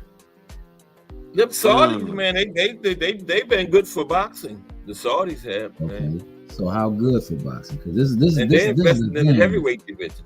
What you say, Think Jacob? about like what's been going on, what people have been saying recently, especially when it considers the A side. Like most of the A side talent reside with one company, and that Right. company is the PBC. All these Yeah. other people talking about the A side don't matter now, and you don't have to worry about money because we got outlets where you can get the money. You know what I'm saying? And I think it's because they're trying to take out the PPC. Like they're trying Yeah. to get rid of Al Heyman because they don't like him. They never have. I know. They're trying to Never give have. this as an outlet. So we don't need him. We can just get the fights made. Mm-hmm. No, That's what they So trying to do. if the big fights want to happen, we can just do it over there and for all the marbles and for all the money. That ain't And, gonna you work know, though. Yeah, it shouldn't work. Hopefully it don't, man. But Because they get ready to roll here's out this another thing one. with Prime, man. Watch. That's gonna But be a But that's the big deal. like thing. you said though, a lot of Right. people is talking about Saudi. That's all they coming out their mouth right now. Yeah, Saudi, yeah. Saudi Wait till this. That's the thing. Because Wait till they roll this pay-per-view, Prime thing out. They're gonna have something for Saudi. Watch.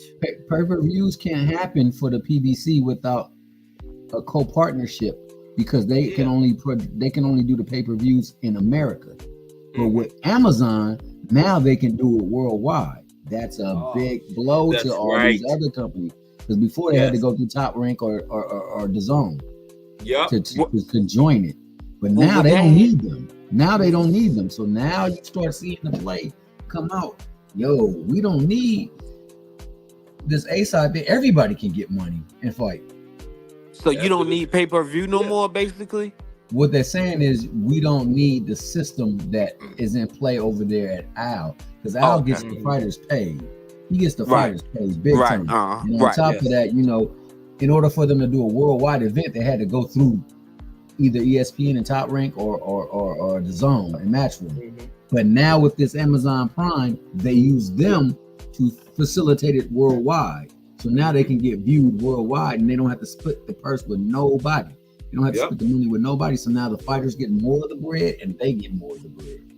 And they're trying to attack this. And people are just sweeping it under the rug like it makes sense. No, it don't make sense. It don't make sense. Just because we're offering a better product doesn't mean that, you know what, we need to do away with the product because you can't keep up. Nope. A lot of people don't know the insides like you do. And that's why until it happened, then they're gonna be like, oh shit. Yeah. But Al Heyman know what he's doing. Yeah, Heyman know what he's doing. Yeah, and I'm pretty sure, like, you know, he got the biggest ace in the hole with Terrence Crawford, man. You know, Terrence Crawford was under their system for the longest, so he knew what he was getting paid as opposed to what was generated. Now he sees off of one fight that, hey, yo, I made more in my one fight than I've ever made in my whole life. All my ventures. So like, this is real. So he can be a spokesman. He just like act up a lot. So, you know, people probably won't pay as much close attention to him, but it's like they campaigning to get out Heyman up out of there. That's what this is all about. And that's what I'm always trying to say this stuff now. Damn. Bud and Earl next fight probably will be with Prime, right? Yeah. They're gonna be even more mad at Al Heyman when his Prime rollout come out. You think that's something? Wait till that Benavidez Canelo fight happens, or that's gonna be huge. Al some got that fight that's too. like astronomical. Say for instance, they do somehow make a fight with Tank anyway. You know how much Man, that's what I want so bad, bro. That might do better than him and Ryan. I don't think that Monster would want to fight him because he knows he ain't gonna be able to. No, he said it. He said Monster said he interested in it, bro. I seen the interview. Monster say he interested. He Him said and his it was coach. something he would be interested in, but he doesn't see himself getting all the way up there. It might take a while. But he know he moving to 130 already. But you know what? After this fight with Tapali, he moving to 130. You said the key thing, bare knuckle. Then Tank might have to go down to 130. Now I don't think Tank gonna go. I don't think Tank gonna go down. Like Mike Tyson said, if they do fight, it'll be at a 132 or something like that. You know what I mean? Catch weight. He had a catch weight. Yeah, because I can't see Monster at 135. But I don't think because I mean he can't hurt. He can't hurt Tank. No, once he get up to 135, he can't hurt Tank. That's a long ways. Tank getting hit by big bombs. Look, I'm gonna say this right here, right? Because I don't even want us to get no big debate about it. I don't want us to get no big debate about it. But man, I'm telling you, hey, listen, I think that boy will get Tank one of his best fights he ever had, bro. Monster. I think he'll give him one of the best fights he ever had, bro. Because for one, because he's a real boxer. I ain't saying he's gonna knock Tank out like he knocked everybody else out, but the boy can box his ass off too, man. Yeah, that's the thing. So can Tank though. That boy cannot box his. He can box his ass off, bro. That nigga nice. No, he is nice. There ain't no doubt about nice. It. But see, now this is the thing. It won't take part in Japan. No, they won't be under them house favorite rules too. You have to come out of Japan. Because he gets allowed. They do silly stuff over there that they allow him to do. Yes, exactly. That gives him an advantage, and that's not flying over here in America. They're gonna make sure of that. Yep. So, and this is why they pay everybody all that money to come over there. A lot of people don't recognize how great a boxer Tank is. They just think all he is power, and that's far from the truth. That's why I can't wait for this Devin Haney fight to happen. Because people, it's going to be a different narrative after that fight. After he knocks him out, then it's going to be, well, he waited, he did this, or it was too long. I really would like to see Tank box somebody, other than just knock him out, like just give him like a supreme boxing lesson, just so people will know that he can, go at it of boxing. For real. Yes. And said they had to keep it out of Vegas too. Oh, send him to Saudi then. Shit. I'd probably be here somewhere. Nah, you do it either in New York or over in the DMV. Major attraction. Tank ain't going major, or in Cowboy Stadium. Oh yeah, that would be huge right there. That would be huge, bro. Yeah. That would be huge. Everybody on foreign soil. Cool Boy had the belts, but they paid him to come over there and do it, and they went over there. Yeah, so look, I wouldn't have, man. I'm in real good with the donaires, and like they let me know certain things, and like when they was over there, like there was certain things that they were doing. Yeah, like they didn't allow him to use his regular gloves. They somehow cut his regular gloves so he couldn't use his regular gloves, and then they gave him gloves that was like sparring gloves and made for like to save your hand and things like that. Then there was the fact that I think it was something going on with the nutrition over there that they wasn't allowing them to do things like that. So it's little things like that. And then there's the biggest thing. We're scheduled for a random, and you tell them it's not a good day for me to do a random. Yeah, how's that random? Like, how do you get a chance to do that? That you're in a sanctioned sport. Random is random. You're hurting another person. That's how you make your bread. But how you gonna say you're not ready for a random? Much shaky stuff going on. That's why I say everything needs to be universal everywhere. If it's a fighter from any country that can compete for the same fighter, the title, the same prize, the same bout, then everything needs to be the same straight across. Need to be the same. Exactly. Straight across. There should be nothing you can take here that you cannot take over here. Yeah, that's facts, man. That's why a lot of those guys don't like to come out of the UK to fight, because they can do a lot of stuff over there that they can't do other places. That's a fact. They get those belts, and they won't fight nowhere else. butt there, you know? Yeah, these are the facts. Yeah. Yeah, he definitely gonna have to come out of there though. After he beat Tapali, he gonna have to come out of Japan. Yes. No, you gotta say it right. After he knocks Tapali's out, because he's gonna knock Tapali's out. Oh yeah. And if he don't, then I'm gonna be shocked. I'm gonna be super shocked. I'm gonna be shocked. I will be, man. I think I'll be devastated because that's one of my favorite boxers, bro. I ain't gonna lie. He's gonna get him. Have y'all heard anything for next Saturday? The 30th? I ain't heard no kind of fights for the last Saturday of the month. Yeah, no, that's the last one. That's the last fight. That's the last fight of the year. Yeah, he's gonna be 2-time undisputed. And that Tuesday, that's it, right? Yeah, that's it for the year. But we got Pro Box next Wednesday, though. No, we don't. You know? We do. And Pro Box come on next Wednesday. I thought that was their last indication. They got one more. I'm not sure. I know we had it last week. We didn't have you could be right. I thought that was the last one, but I'm not sure. But I know it was every other week, right? So they're going to skip there was a one week. More left. I didn't know if they were going to do one that way, but I hope they do. Oh, I hope so too. See, I didn't know that, Thomas. So damn, maybe they skip it. You know, Ant into me with it. He definitely could tell us. Ant's still in here. He just made a comment. I know Ant's still up in here. And are they having a Pro Box tomorrow? I mean, next Wednesday. Next Wednesday. What is next Wednesday? The 20th? Because Monster 27th. That's the day after Monster. Boom, boom, boom. Oh, then we're going to get out because it's almost 4 o'clock, fellas. Damn, y'all like 4 that o'clock already, man. List, though?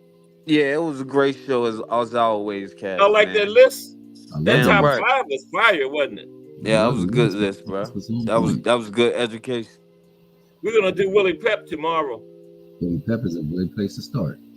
I know because I just saw him yesterday. I was watching some of his fights. I didn't know he was like that, man. He was a bad dude, Willie Pep. Yes. Man, he had that kind of defense, man, where he stand right there. You can even do a section where you can do a section where you go through in detail every Murderer's Row fighter. Oh yeah. Yeah, man, because they always being blackballed, and they was whipping. They wouldn't let them fight the champions, especially the white folks. So they had them fighting each other. So they would just fight each other. They fought more matches against one another than they fought against any other person. Right, I'm gonna talk to you about that. You might could come up here and help me do that. We're gonna get. I'll talk to you about that, Thomas. Okay? Oh yeah. And Ant too, because Ant's the man. Yeah. Okay. Yeah, we're gonna get together on that. That's a good idea. Hopefully, I don't know if Ant's still here and listening, but hopefully he might get not together be. and do a breakdown, a film study. Yeah, I think he might have left. In-depth look, because I miss doing them things. Yeah, I thought it was him and Jay Hardcore was talking about one yesterday, but they didn't do it. I don't think they Miss did. Please and Thank You is in the building. Shout out to Miss Joette. Miss Joette. Love you, Miss Joette. Miss Joette came to holler. There's somebody. There's Ant. She just wanted to stop by and say hi and hit the like button because she just that's Ant. There's Ant right there. Hello, Miss Joette. The man right there. McQuizzy. Hello, Miss Joette. Miss Please and Thank You. Hey, Miss Joette. She just wanted to come say hey. Yeah. And hit that showing like. love like she do. Are they having Pro Box tomorrow, or are they taking a week off? Yeah, that's a good question. Are they done? You said next week? Tomorrow. Yeah. I mean, next week. Not tomorrow's Friday, yeah. No, Wednesday. Next week. Are they? Let me see. Because I thought they did the last publication. Thomas said something about they might be skipping a week or something. Well, I thought they do every other year. So I thought that was the last publication, the last one. I one. didn't know. But I could be wrong. I'm about to look at the schedule right now. Yeah, because I knew that was the Wednesday for it, because they had it last Wednesday, And then this Wednesday. they're gonna resume in January.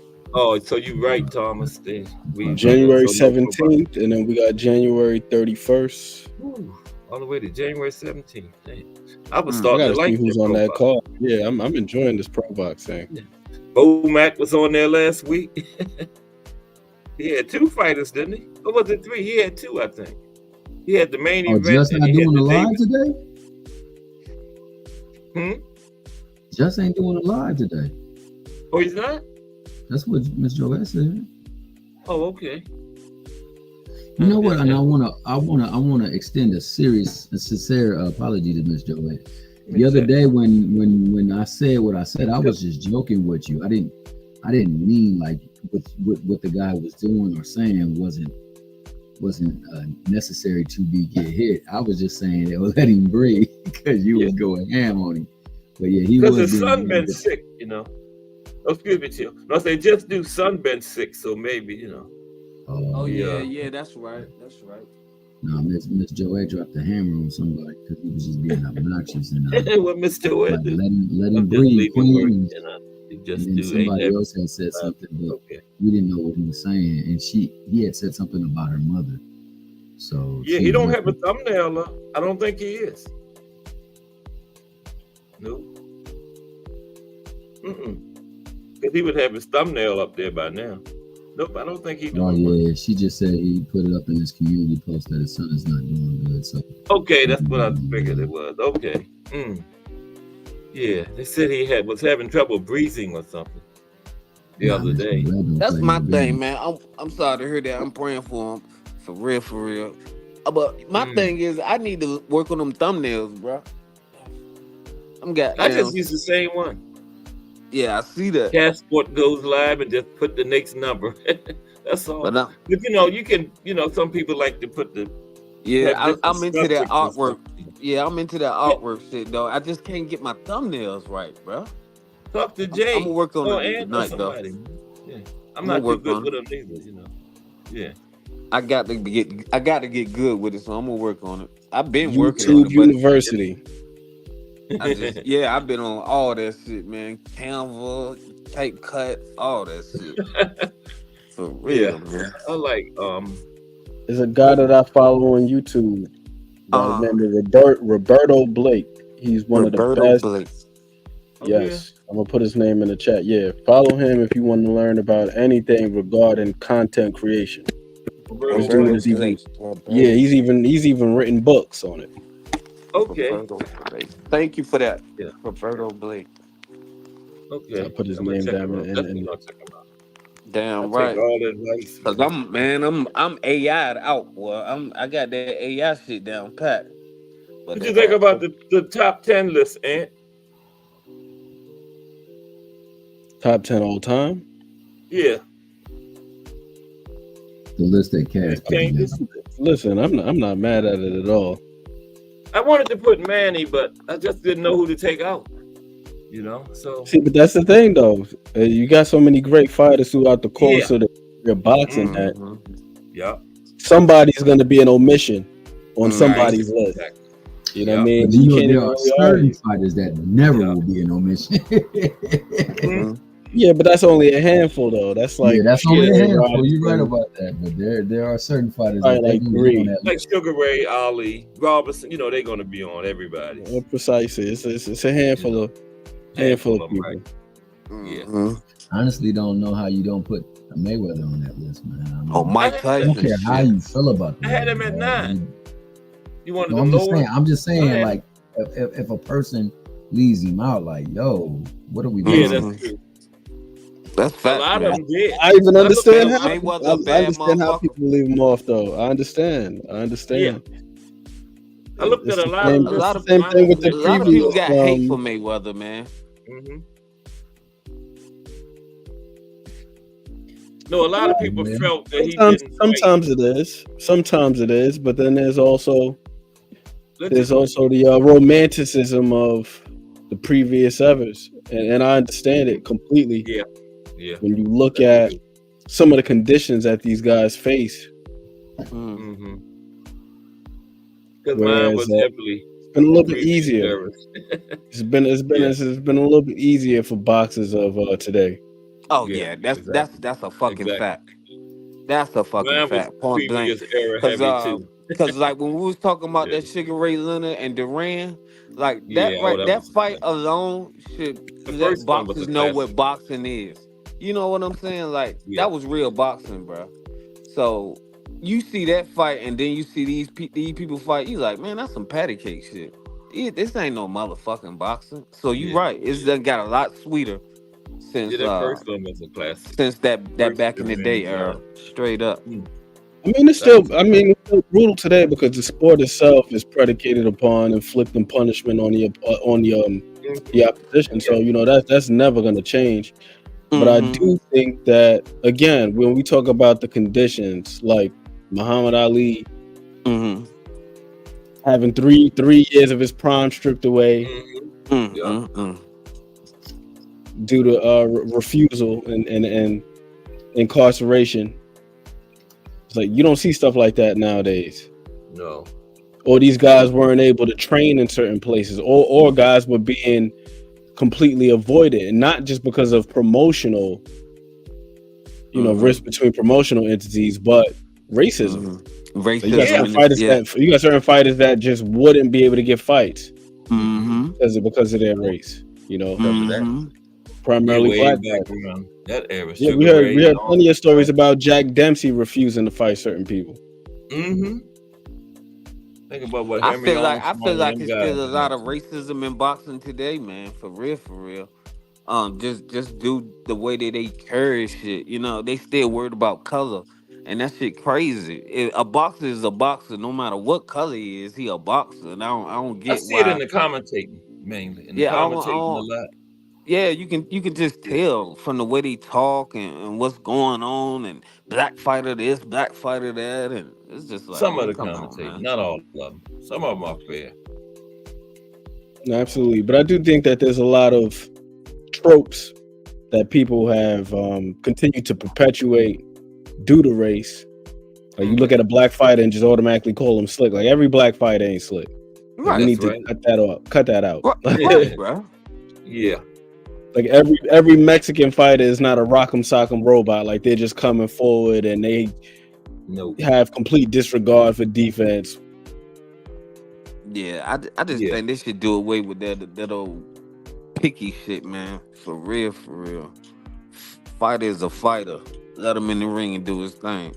All them boys putting in hard work. All of them putting in that gym work. Shit that people ain't doing at all. That people couldn't do. So you judging it is just... That makes no sense. When you can't even run a fucking mile, but you gonna judge somebody that's putting in work. Business side nonsense, but it's part of it. But I just get on my nerves, man. Yeah, for real, bro. I hate it, but it's part of the game. Yeah, they say, well, it's got to make business and sense, and this one and man, I hate that shit. But but it's been like that for quite some time now. Once there was an influx of money circulating through the sport. Yeah, that was bound to happen because these fighters, they're not just athletes and entertainment for us, but they're investments for these promotional entities. That's and these promotional entities have their ties to the broadcasting networks, who their best interest is to put forth big events and see a return. So a lot of that stuff, it tends to get in the way. Yeah. Like this article yesterday was talking about Ryan shouldn't fight Devin because he just had a loss, and another loss will make him a journeyman, and he should keep fighting tomato cans and pad his record. He'd be more promotable. Talking about the O and all that. But hey, like you just said, it's the business. The other opinion that would be a great fight. I don't think that it's a foregone conclusion that. Who is that? Who is that, Thomas? That Devin and Ryan fight. To me, I think a lot of people, and I know it happens a lot with opponents of Tank. They slander and bash them to make Tank look a lot less, what's the word I'm looking for? I guess accomplished. And what he is, and it's like, man, you don't have to slander other folks just to put yourself up or lift yourself up, man. Just fight in the ring. That's where it's supposed to be settled at anyway. Make the fight happen. Do what you gotta do to make the fight happen. And I mean, with Ryan in regards to Tank, he's a mega fight. It was an exhibition when Tank fought him, but it's a mega fight when you fight him. You know what I'm saying? It's too much of that stuff happening on a regular. Yeah. It's like it's time for all that stuff to stop. It needs to be straight line going all the way down. And I think that is a good fight for Devin. I think that's a good fight for Ryan as well too. It's a chance. It's a chance for both of them to get together and test their mettle and their skill against two highly competitive and two highly skilled fighters. I mean, I think that the fundamentals definitely favor Devin, but I think that the flash, the natural athleticism and sheer ability, it favors Ryan. And if you can craft that, you got a dangerous fight on your hands. So I would like to see it. I just want them to go back to the days where they fight one another. Stop all this dribble that they do on the outside, especially through social media. I'm tired of that stuff. Yeah. My bad. I'm gonna go back to the background. But I don't know. Sometimes the promotional companies ain't promoting them, so sometimes they gotta do that just to promote their fights. Well, that's true. Now I agree with that, but let's promote it in a good way.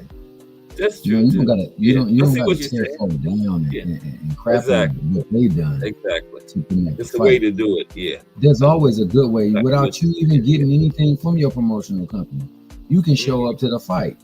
You can go up there and say, you know what, I'm cheering for him to win. And I want him to win because I want it to come to the point where we can meet in the ring and we can celebrate. So if he continues to win, I continue to win. We can get in that ring and we can meet up and we can put an end to all this. Hey, what happened to with Mel? What happened? I heard I didn't get any details on the story. He got it locked up. He beat somebody up or something. A family member, they said. Yeah, they said it was a family member. We don't know which family member. We don't know if it's a family member or if it's his wife. But I do know his wife has put a restraining order on him. He can't go back to the house and is filing for divorce. So, damn. Yeah, I thought I heard something about it was him and his wife. But I ain't dig too far into it. But he was on a podcast where he was talking to one of his friends or a person he thought was his friend or they thought was each other's friend. And he was just pretty much going into detail about what happened. And he said that what I'm gonna tell you is gonna convince you. Like he was trying to convince him that what he did was cool. And there ain't nothing you can say that's gonna convince somebody that you putting your hands on a woman and swelling her up and doing that there. That's cool. Unless he walked in the house and somebody was hitting him from the back, then I'm killing everybody. Straight up. But if you ain't see that, then nah, it ain't no reason. It was not a good look for him, and unfortunately, man. Yeah, not at all. That Canelo loss is haunting him in more ways than one. Right? For real, bro. Seems like when it rains, it pours for them. It's a fact. Now, what happened? Somebody said it was his wife.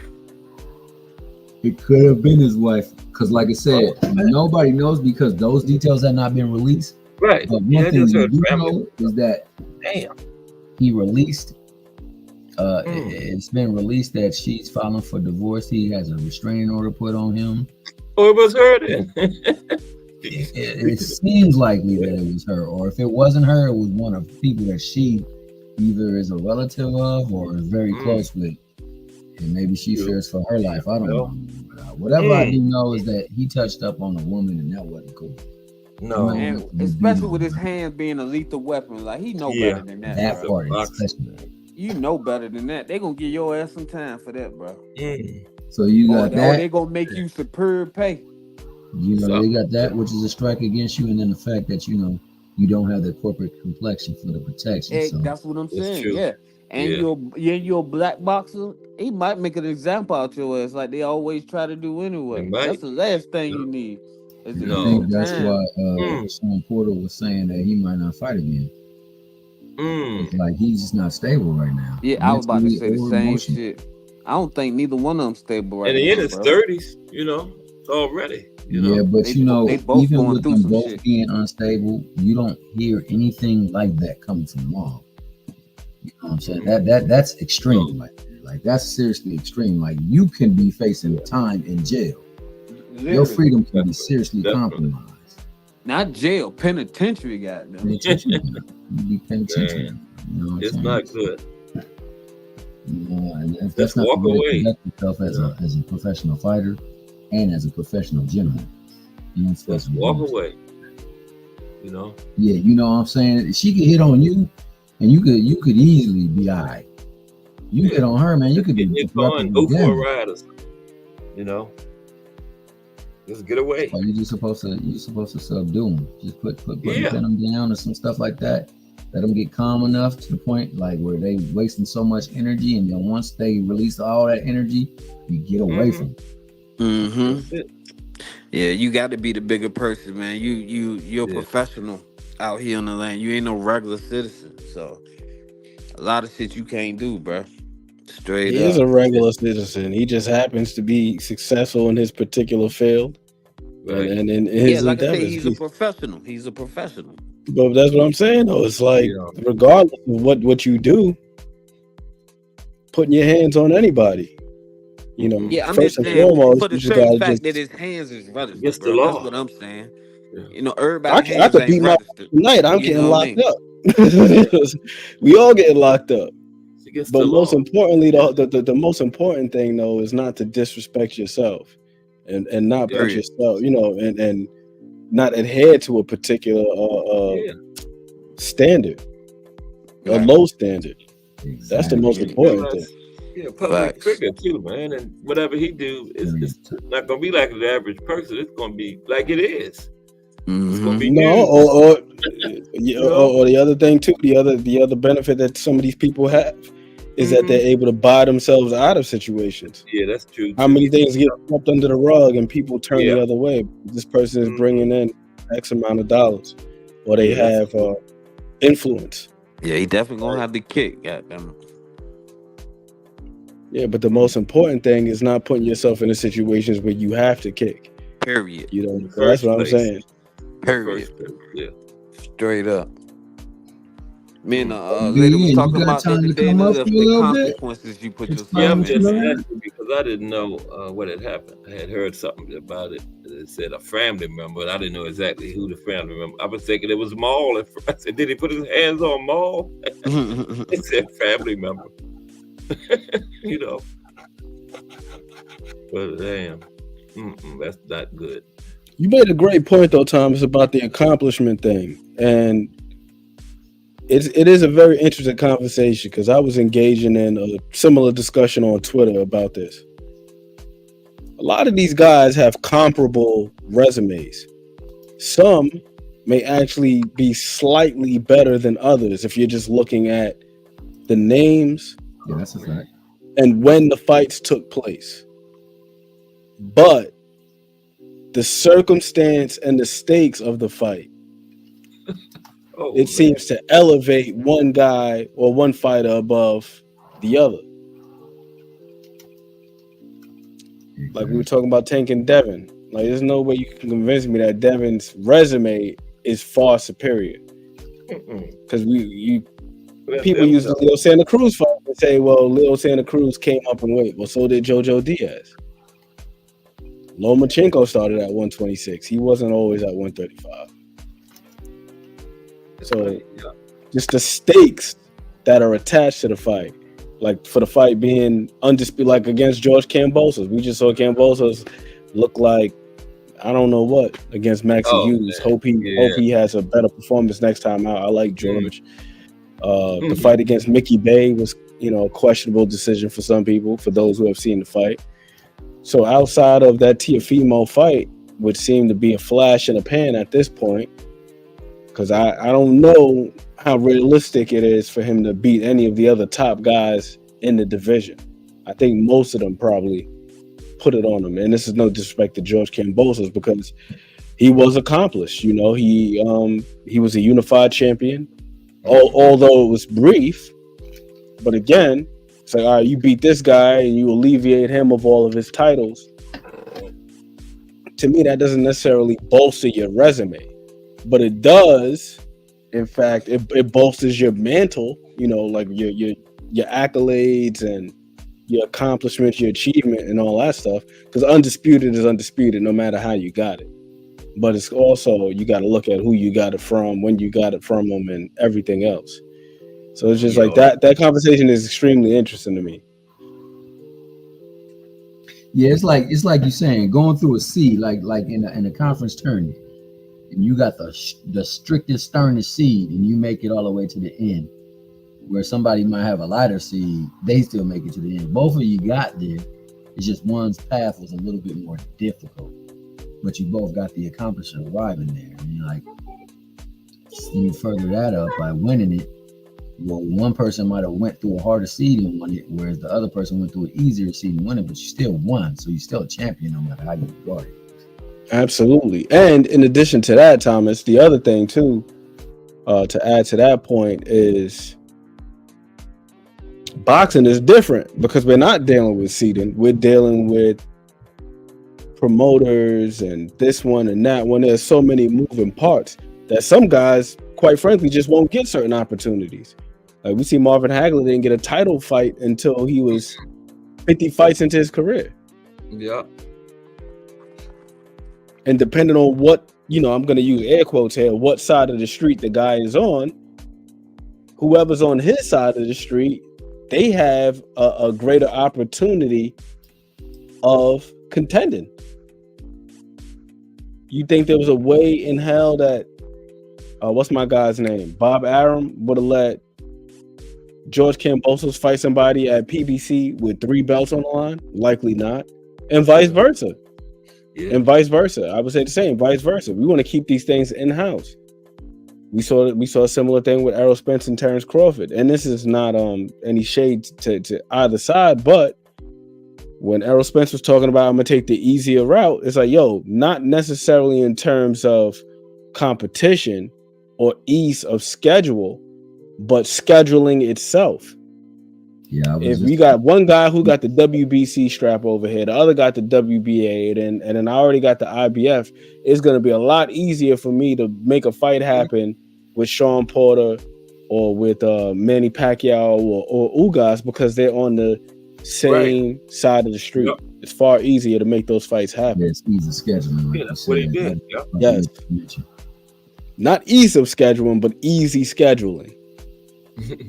So yeah, I think that's what makes the whole accomplishment thing extremely, extremely nuanced and multifaceted.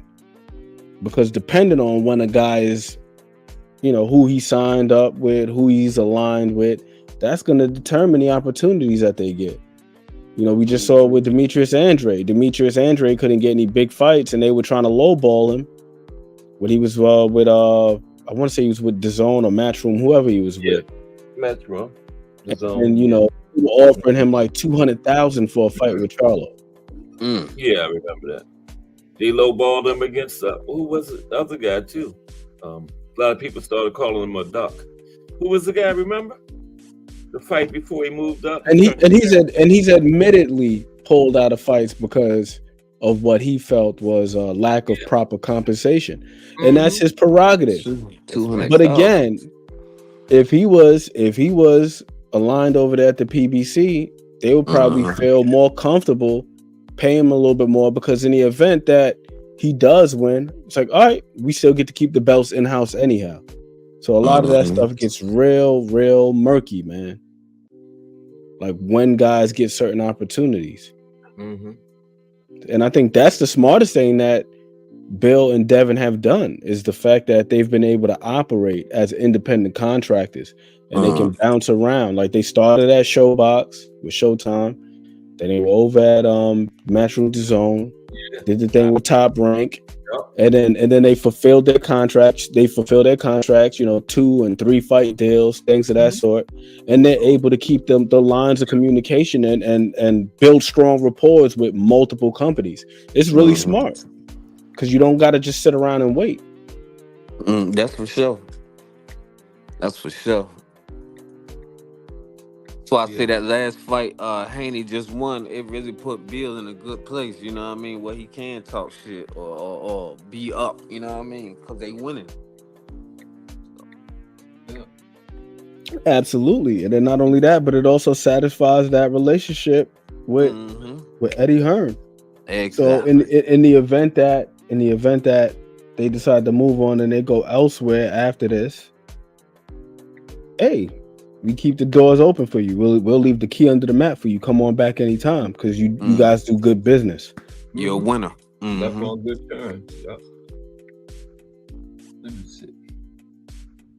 Yeah, goddamn winner. Who was it? It was And then it's also very strategic in this from this standpoint too.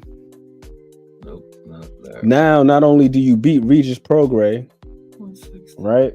But now you become a multi-division champion.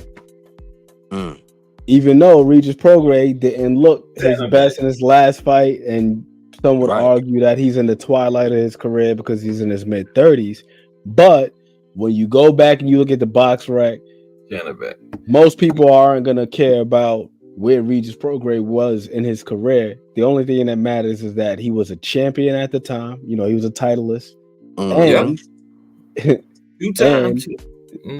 Yep, 2 times. And Devin put on a hell of a performance. And he alleviated him of said title. And now that looks even better.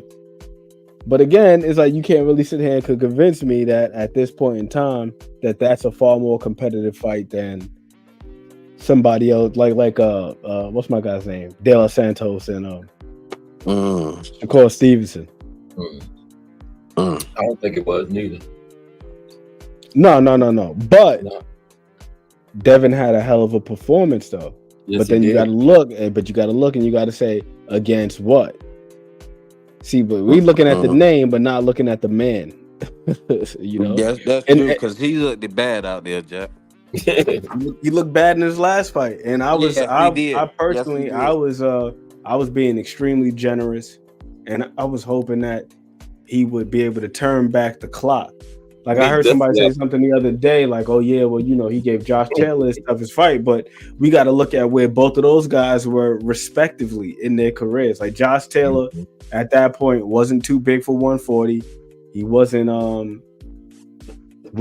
He's still in his 20s. Regis in his mid to late 20s, in fantastic shape. It's not like he's 35 years old now. And in his last fight, he had to like be carried to the tub and carried to the bed, dealing with that weight cut. You know, so we're talking about something different here. But again, I give 1000% credit to Bill and Devin because they're playing the game and they're not letting the game play them. That's a fact. They win it right. Bill was at that fight when Regis fought. Who did Regis fight before Devin? Bill was at that fight. Daniel Zaria. Yeah, he was in the fight. Bill was there. Right there in attendance, and Bill was there. He was out there scouting, like, oh yeah, those sweet looking slow. Sure was. He got dropped in the second round. He's in there taking notes. Straight up. I love Bill, man. I don't care what anybody says. I love Bill. Yeah, man, you got to, man. And Bill, the other thing that I really, really, really enjoy about Bill is that he doesn't seem to mind being the heel, so to speak. Like, no, he'll go out there and say any and everything to get people talking. Yeah, he knows exactly what he's doing, man. Exactly, and that's what we do on here, day in, day out. We're on here arguing about who will win, Tank versus Devin. And Bill said this, and he was lying, and he was capping. Bill knows what the hell he knows exactly. He did that on. He's generating conversation. Exactly. Generating conversation, whether it's good, bad, indifferent. You're going to be talking about Bill Haney and Devin Haney. Like we're doing right now. That's the whole point. Bill will go anywhere too, any channel, Tank channel, whatever. He will go, and face the music. He sure will. Man, shit, he gonna slick talk you and everything. You might have came up there mad at him, but by the time you finish talking to him, you're gonna be laughing your ass off with him. He don't run from the smoke. Not because he know how to control it. Yeah, he's good at controlling the smoke for real. He got a good way of taming motherfuckers that come at him wrong. Straight up. Yeah, you gotta give credit where credit is due. He's a smooth talker, Jack. Yep. And he does a good job. Like we were just talking about, he was at the fight scouting. He's the trainer, the manager. He scouts. He wears a lot of different hats, man. Wears a lot of hats. That man is do them all good too. That old janitor that you used to see back in the day, that old cat that had like the key ring with all the keys on it. Yeah. Keys janitor. Janitor. He's the super. He had some other fighters on that card too. Yeah. When he was fighting Regis card. Didn't he just have somebody that just he had like two other fighters on that card. But undefeated. They all won too. Yeah. So he's looking real good, goddamn. Yeah. Well, he sure did. Cause I watched the whole card. I seen him like in the first or second fight. Bill was out there with a guy. Then he came back again. Then he had Devin. He won all three of them too. Yep. He sure did. Bill on top of his he do his thing like nobody business. Like you said, you're definitely generating the talk, no matter what. Whether you like him, whether you love him. Yeah. Whether you just don't care. You're involved in talking about him, his son, and the prospects that they got available for them. You gotta respect it, you know. Yeah, no, you gotta respect it. I mean, you know, like you said, he's doing what he's gotta do to generate the needle, move the needle. Right. Can't be mad at that. Especially when you know what it's about. When you know what it's about. The only thing that I really have an issue with is the people that be like listening to that stuff and then be hearing that it's clearly been proven not to be true, and they still talking the point where it's truth and whatnot, and they be throwing it back at another person and trying to say that they lying. That's gonna be me, but it be me dying. Like, oh, what are you guys doing? Right, you hanging on to every word? Well, you silly as hell. Straight up. It's green as a motherfucker. I ain't going back and forth. Right. I ain't going back and forth with you neither. Nah, Bill is funny. Bill is definitely funny. Mm-hmm. Dale's a damn good fighter, man. I mean, boxing. He boxed his tail off up in that ring. They're a good team, man. Father and son. Man, y'all brought that up. Did y'all see the one of these funny ass line channels? I think it's the AKHI channel, where they say Regis said he think Haney was on drugs because he ain't never seen nobody move that fast. Or I didn't see that. Yeah, they say Regis say he ain't never seen nobody move that fast in his life. Yeah. He say he think Haney was on something. Oh man, go ahead with that bullshit. Yeah. They knew they could do that to Regis going in. You know, Devin had the good feet and everything, and they was just like 25 years old. He's supposed to circles move around the Regis. I seen one time where Devin made a complete circle around Regis, and Regis looked like he was lost. He was looking this way, and Devin ended up on that side. Regis was looking the other way. Yeah, I seen it. He dodged. He dodged the blow. He was down by the dude's ankles. Took his hand and went over top of him. I mean, went under Regis and then up on the other side. And Regis that's the one I was talking about. Yeah. Yeah. That was crazy, man. They knew they could do that to him.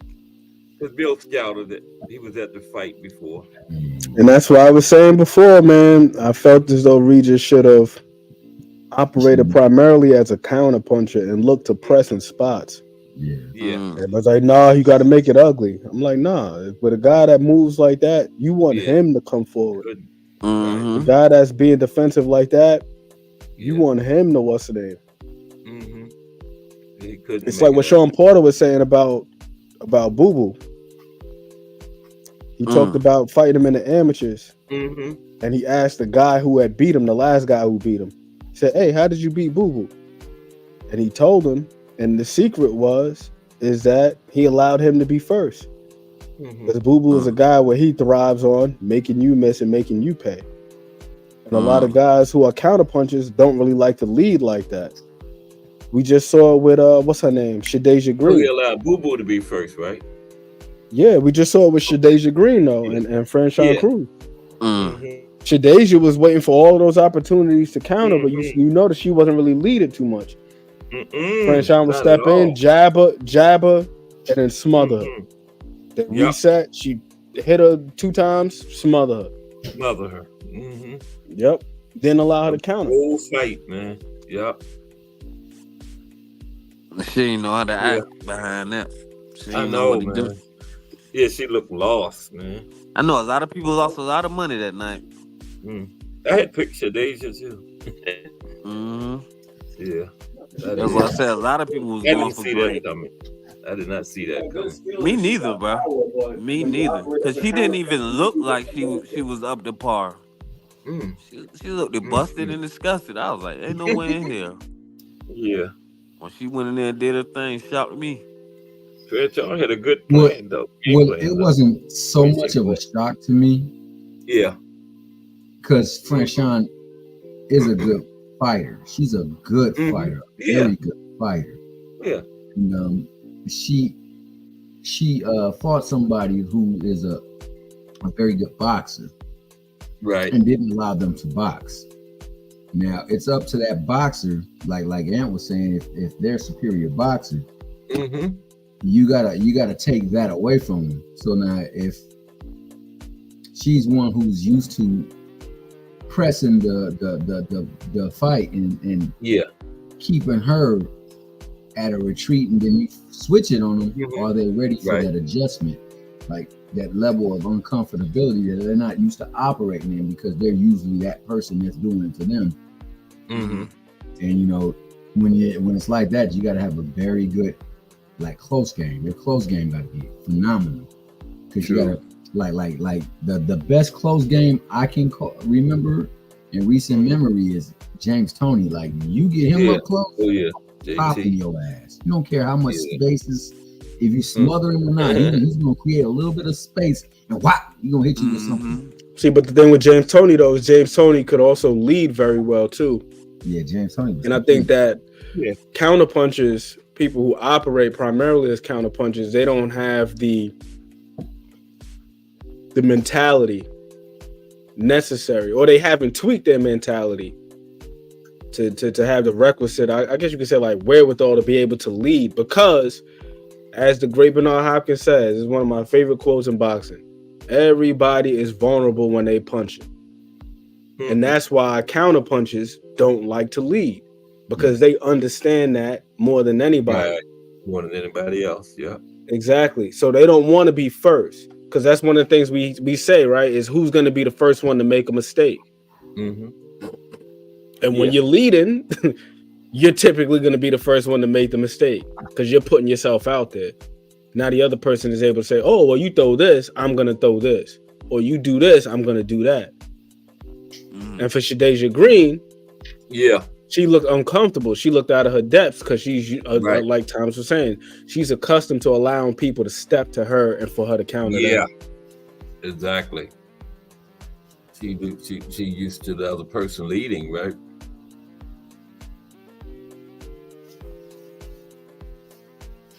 So what's next? Franchon and Savannah again? Savannah Marshall? She was injured last thing I heard about her. I don't know if she's well now or what. But Franchon said she wanted Savannah again after the fight. I think, didn't she say she wanted the rematch? I think she did. With Savannah Marshall. Yeah. You think you think Clarissa and old girls will fight? What's her name? Baumgart? Oh, Baumgart? I don't know. That people have been talking about that lately. I don't know. At what weight? Because 147 is what she said. 147? I don't know. They've been talk going around about that lately, so that'll be something good. Yeah. They both undisputed. Did AB get suspended when she had that drug thing, or? I know she's fighting. I don't know. I wasn't sure about that. Yeah, I seen in the interview the other day, she said she was, spending her own money on, fighting it and shit. So. Okay. Yeah. Because they both undisputed. I think Clarissa is undisputed at middleweight, right? I believe. And AB is junior welterweight or something like that. 140, I think. Yeah. Oh damn. They got like 140. They got like a couple weight classes in between them, don't they? So I don't know. It's up to them. As long as they feel comfortable that they can do it, get it on. Right. I'll watch it. You know. That's for sure. Yeah. That is The for women get sure. it done though. They make the fights. Yeah, It's they like do, when man. Shadeja, when it was supposed to be Savannah Marshall and Shadeja, then when Savannah was hurt, See, but they made Franchon and Shadeja right away. You know, they didn't take no years and all that stuff like the men did. But the business card, you know. Yeah, but see, like the skill of the business over there on that side isn't as great as it is on the man side. They're not transacting much. What did you say, Thomas? I said that's because the business side of the game is not as lucrative at the men's side. So you know there ain't no change over of money and who can draw this and this and that and that. So right now it's easier for them to do it because hey, they don't, you know, generate enough money, so to speak. But I mean, it's coming to a point where you know they're going to be looked at, hopefully, with the way they're drawn. I mean, I think Amanda Serrano. It's just a shame that you know she's up in age right now because if she was coming around in her prime right now with the mentality she has, I think she really could put women's boxing on the map, man. She got a fight scheduled for March down in Puerto Rico. I forgot who it was against. On a Jake Paul is fighting somebody else in March, and Amanda Serrano is the co-main in Puerto Rico. March something. I seen that a little while earlier today. Yeah. Well, hopefully they get that rematch for her and Katie Taylor because she beat Katie Taylor. I want to see Katie Taylor and Cameron. Yeah, Cameron, the one she just because they 1-1 had the trilogy. Well, yeah, but that was because they had the rematch immediately, had the trilogy, you know, and they was both two good fights. They did everything to try to get that fight to that girl. 2 majority decisions, so that was 2 good close fights, you know. I'd rather see that trilogy. Yeah. You know. Between them two. I don't know how I get this echo. We're gonna go till 5, then I gotta go out. I'm waiting on my daughter to get here. I don't know where she at. But we got like 20 more minutes to chop it up. Booker said the men be acting like some vicious.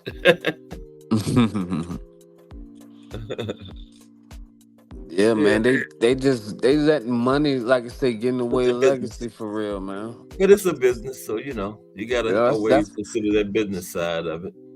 That's exactly what it is. Yeah. Prize fighters. By the same token, though, I will say this: that you be able to appease both, you know, legacy and the prize, because with the big fights, the money will come. Definitely. And I think that's how you condition your fan base to support, you know, with their wallets. Is to give them good product. Yeah, man, for real. I say anything, straight up. Good motherfucking product. Oh yeah, it was my phone. So who? Being that Devin and them look like it's gonna be far out, who would y'all like to see Tank fight and Devin fight? Like, do y'all really want to see him fight Ryan? I would like to see Devin fight Matias. I wouldn't mind seeing him fight Ryan, to be honest with you. They do have history together. They fought each other in the amateurs 6 times. 6 times. Damn. They're 3-3 in the amateurs. So they're tied up. As a pro, this could be the tiebreaker right here. Oh, yeah, okay. So they could really sell that fight now. Okay. This would be the tiebreaker. Right here. Oh, well, see, now that's different. That's now just the way you put it, just like that. Now that sounds like some nigga would want to see. 3-3. Yeah, I would want to see it. You think we'll get it? Yeah, you definitely get that. I watch it. T.O. already got a fight set up, right? T.O. Yeah. I heard something about him and Jermaine Ortiz. Was it Jermaine Ortiz? All right, that's what I thought. I thought I seen something about T.O. fighting somebody. But yeah, I would like to see him and T.O. fight. Shit, I want to see that. Yes, sir. Devin and T.O. Yeah. I think they're all going to fight eventually. Eventually, yeah. Yeah. We just got to be patient, you know. Yeah, if T.O. don't quit or retire again. It might not even be at 140. It might be in another division, you know. Yeah, because Devin already talking about moving to 147, right? Yeah. They mentioned it. What's next for Boots? He's due. Yeah, that's I want to see him. July. It's time for him to fight too. Yeah, he fought in Reela, July, right? Was his last fight. Yeah. So he's getting something for him early this year coming up.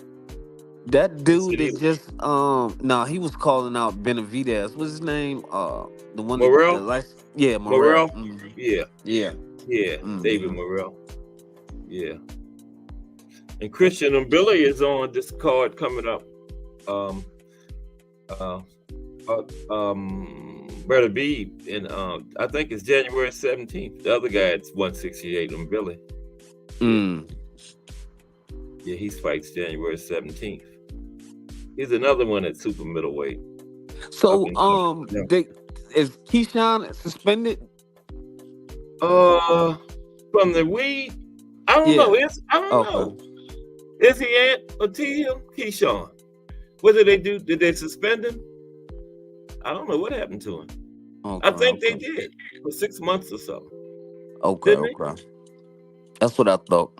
Yeah, that's what I thought. I think he holding himself back with that bullshit. Yeah. And they haven't been that long yet, have it? A couple months. That's the thing about it, though, boy.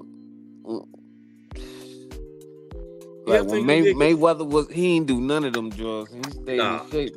That's why you would think people would follow take heed. He said he never even drank before, you know. Yeah, none of that. That should have been the blueprint for a lot of them professional boxers. Like, leave that shit alone, bro. Yeah, but it's hard, you know. They're human beings too, you know. Yeah, they like to indulge in things. But I see what you're saying too. They boxers, you got a career where you need your lungs and everything to be top shape. Whether you boxing or you on break, you gotta always be, ready to go. Yeah. But they young guys, man, and living life. Got all that money. Have changed. You know? Yeah, I would. That's fact. Not easy. It's not easy, you know. Yeah. Floyd just had that discipline, man. You know. That's true. Yeah. Plus, he was in boxing from a little baby. You know, his father had him at the gym in the daggone stroller. So Floyd had that discipline from a very young father age. Was strict. Yeah. So, like his grandson, that shit is crazy, man. He got good feet already. Yeah, that's gonna be good to see him up. Yeah. He's 3, right? Yeah, it'd be nice to see him grow up in that shit. That'll be awesome. That video they showed of him, that was crazy. Dancing and doing the uppercut. Incredible. Running around the ring with his gloves on. Wanting to fight somebody. Wanting some smoke. Wanting some smoke. Yeah. But like you said the other day, he's gonna be rich, so he gotta wanna box. He don't have to. He's gonna be, born in money. It depends on how they raise him. Yeah, but I think he will, man. The way he be standing out there just staring into the ring when they sparring and stuff, it's in him. Yeah, if Mayweather got anything to do with it, he'll box. He'll keep it with him. It's in him. You see how he just standing there, just staring at them when they sparring, man, just soaking it all in. Yeah, he loves it. He got a passion. It showed he learning. Yeah, he got a passion for it. 3 years old, dancing, facing his punches, and it's just crazy, man. It'll be interesting. Yo, Al Boogie, who are you talking about? Who are you talking about? The fight sounds ridiculous. The Devin Haney and I think you're talking about the women, I believe. Is that Alicia and I think Alicia and Clarissa. I think. Oh, because he put that comment in when we was talking about them. He said what they is may be that? acting like some beaches.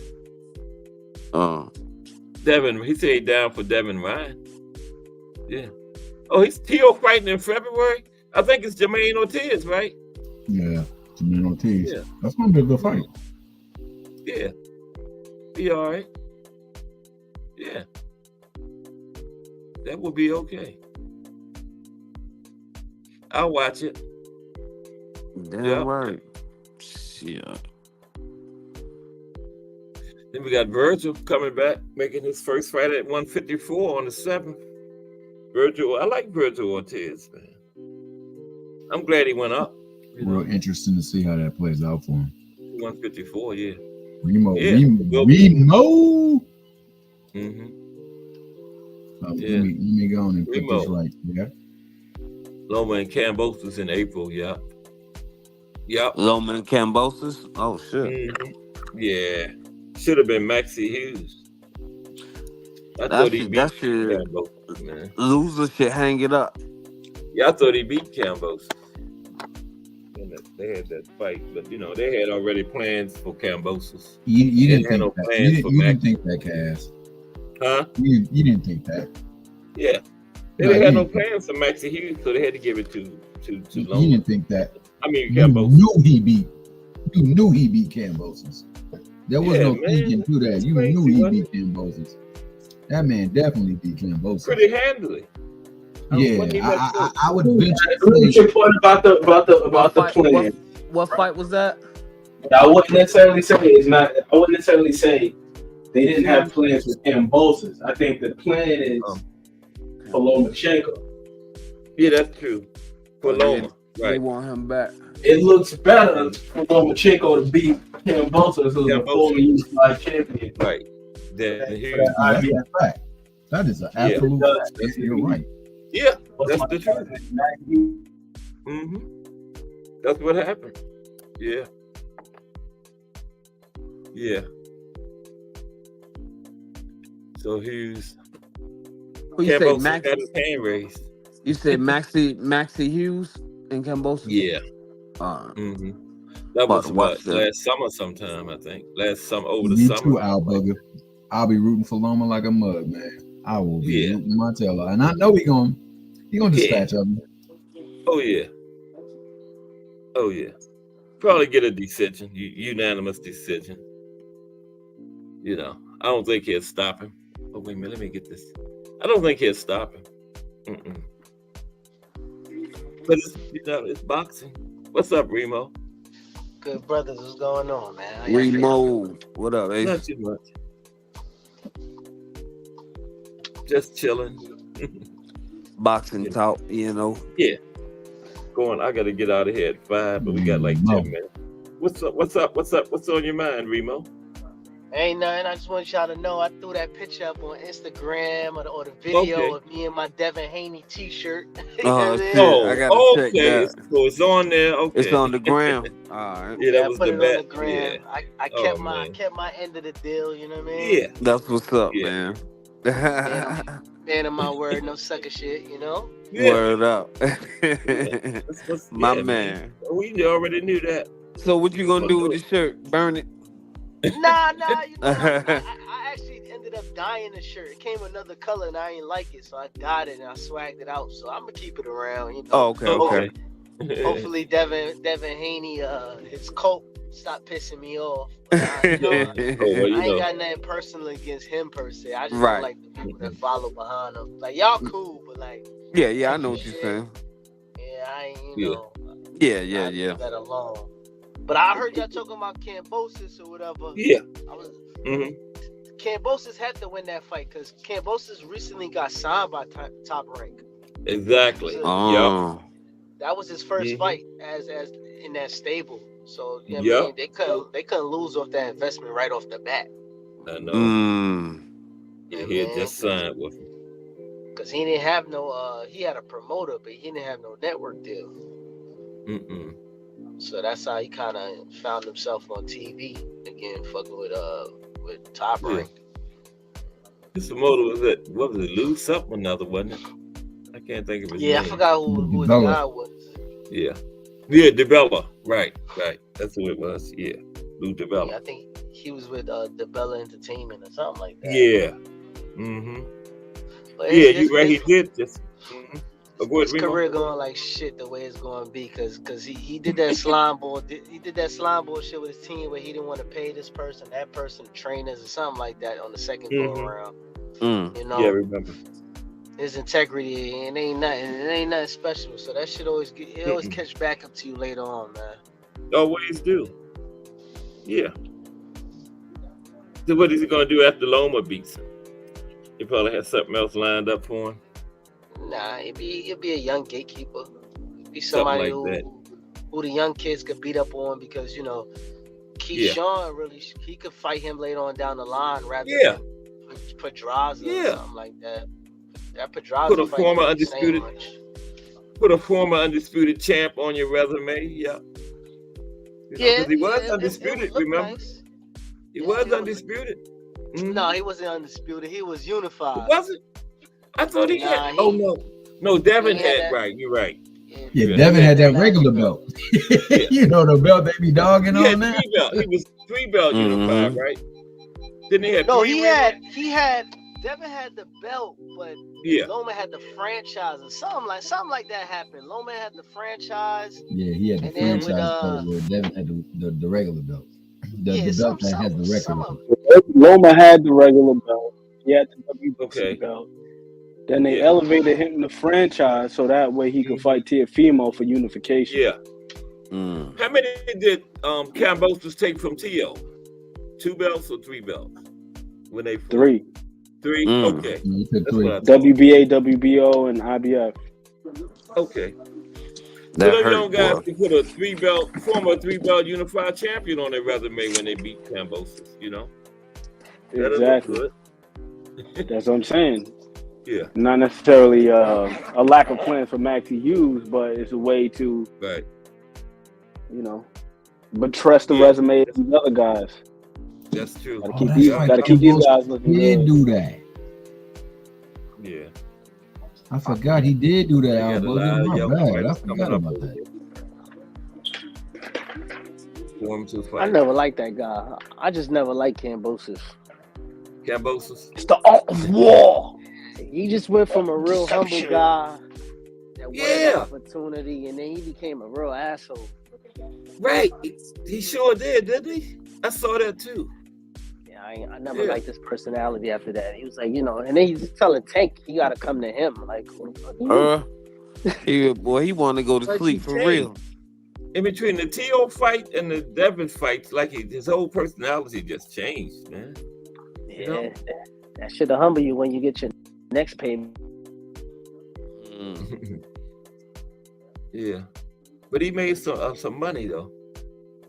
Yeah, in those 2 Devin fights. So now you got to crawl from the bottom. Get paid. Well, he's not necessarily crawling from the bottom. He's in the title fight in his next fight. So who is this title? Who you fighting for a title? Lomachenko. I don't think he wins that fight. Lomo got a belt? No. It's vacant. Oh, okay. Yeah. IBF. Yeah. I was about to say, what the fuck? All of them vacant now, right? The Devin had, aren't they? Except for the WBC, Shakur has that already. Everything else is up for grabs. Tank has the WBA. The elevated Tank, yeah. Yeah. The WBA. And what's his name? What's the old guy that fought Saturday? Guerrero said he wanted boot snakes. Robin Guerrero. Go ahead, man. Hey, why not? Yeah. Why not? Yeah. You can't blame. Why not? Hey, you just won. Go for the top. Shoot. That's what I say. He said he's back. You go in there, you shoot your best shot. You get hurt, Right. That's the way I look at it. And he feeling it, huh? He feeling himself. I like he that think fight, big boots. The rematch. Yeah. Yeah, I'm just ready to see Boots fight. Period, though, man. For real. We should get him early this year. Because what, fought in July, I think. Wasn't it? Yeah, Vila was his last fight. Remember, that was July 1st? Mm-hmm. Oh, July, the first week of July. Yeah, the Mexican dude, right? Yeah, Vila. I don't remember what happened. Nothing from him since then. He probably embarrassed. Got then he's let a man slow motion his ass. He's a tough guy, though.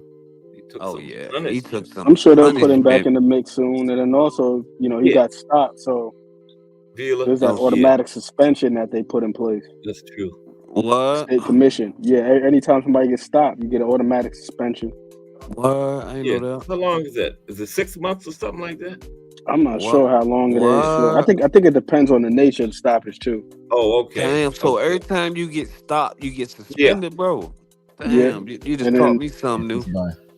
You go to the box rec. You look at the guy, like a guy who got stopped. It'll tell you suspended by whatever commission, whatever state that they fought in. Damn, I ain't know that, bro.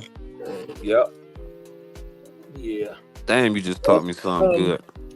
Anybody heard anything about Castano? Where is he at? Castano? He hadn't fought since the second Mel fight. That was what, 2022 or something? I haven't heard nothing about him. Yeah, I'm on what's the name's box right now. What's my guy's name? Villa, and it says that he's suspended indefinitely by the New Jersey Athletic Control Board. Yeah, that's right. It was in Atlantic City. You're right. Yeah, it was in Atlantic City. The Boardwalk Hall. Why indefinitely though? Because he got stopped. He got KO'd. Yeah. Oh wow, man. Yeah, but he'll probably be back soon now.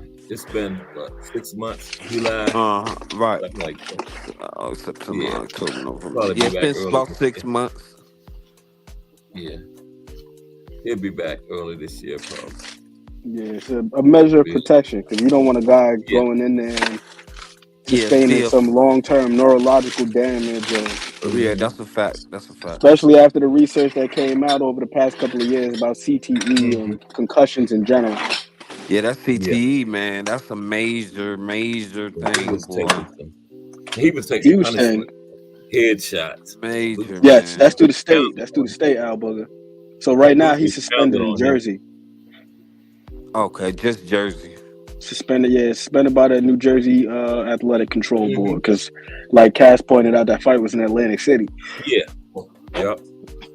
And Boots was pounded on him, man. Them headshots was. Woo. Yeah, I'm talking about pounding his head, bro. Nah, because my man wasn't gonna give up, bro. Like the dude, he wasn't. He a warrior, man. It's to your detriment. He was going out on his shield. Because regardless of how good your chin is, or your punch resistance, or your tolerance for pain, it's like you still taking a beating. And then once that's over, Yep. Deal with the ramifications of that. Right. Yeah. That's right. No matter how good your resistance and chin is, you still taking that pounding, man. Yeah. Yep. Sometimes it's better to get knocked out than just get knocked out early. Yeah, for real. That's because that's what I was saying. That boy Kenny, man, he won the fight, but he was beat up bad as hell. Like his head was swollen, so I know he had to go to the hospital. So that's probably why we ain't seen him in the minute. Yeah, he haven't fought against since then either. Remember? Yeah, because he got beat up bad, bro. Nope. And Vila got stopped in the 10th, so that's good. At least 8.5 rounds. What's that? 20-something minutes. Damn, that half hour dude beating you up, punch you in your face. Hey, and when do you think they should have stopped that fight? Man, honestly, I think it should have been stopped earlier. When he got hit with that slow motion move, that's when it should have been over. It should have been stopped earlier. But I'll say this: it also would have been controversial because people would have been saying, "Well, the guy was still on his feet." But he don't take into account that I was about to say the guy could be suffering from something internal, like a brain hemorrhage or something like that. We've seen that happen with fighters before, like Maxim Dedishev. That guy when he fought Maxim Dedishev that fought, what's my guy's name? Matthias. He ain't get sparked out in that. He ain't get sparked out in that fight. He ended up succumbing to his injuries after the fight. Yeah. He had like a brain bleed. What's my other guy's name? Patrick Day. He's another one. I think he finished the fight on his feet. End up slipping into a coma after the fight. Yeah. After the fight. You ain't gonna see Chris Colbert for a while either. No. He's suspended indefinitely. Man. He's indefinite. Another indefinite. Another indefinite. Stop laughing at Chris. Straight up. I mean, man. All that trashy talk. Hey, that boy put that shit on Instagram, sitting down beside the man. I say, damn, hit him, and you remember the old school Transformer commercial? Yeah. He went from a robot to a car real quick. Immediately. I just did a quick check on Chris Colbert. Indefinite. And you know what? That's exactly what it says. Suspended by Minnesota office. Okay. Indefinite. Chris always talk trash though, man. Out of there. He talked trash to Hector and then got beat. Remember? And prime time, put your ass on the shelf for a couple months. Man. Indefinitely.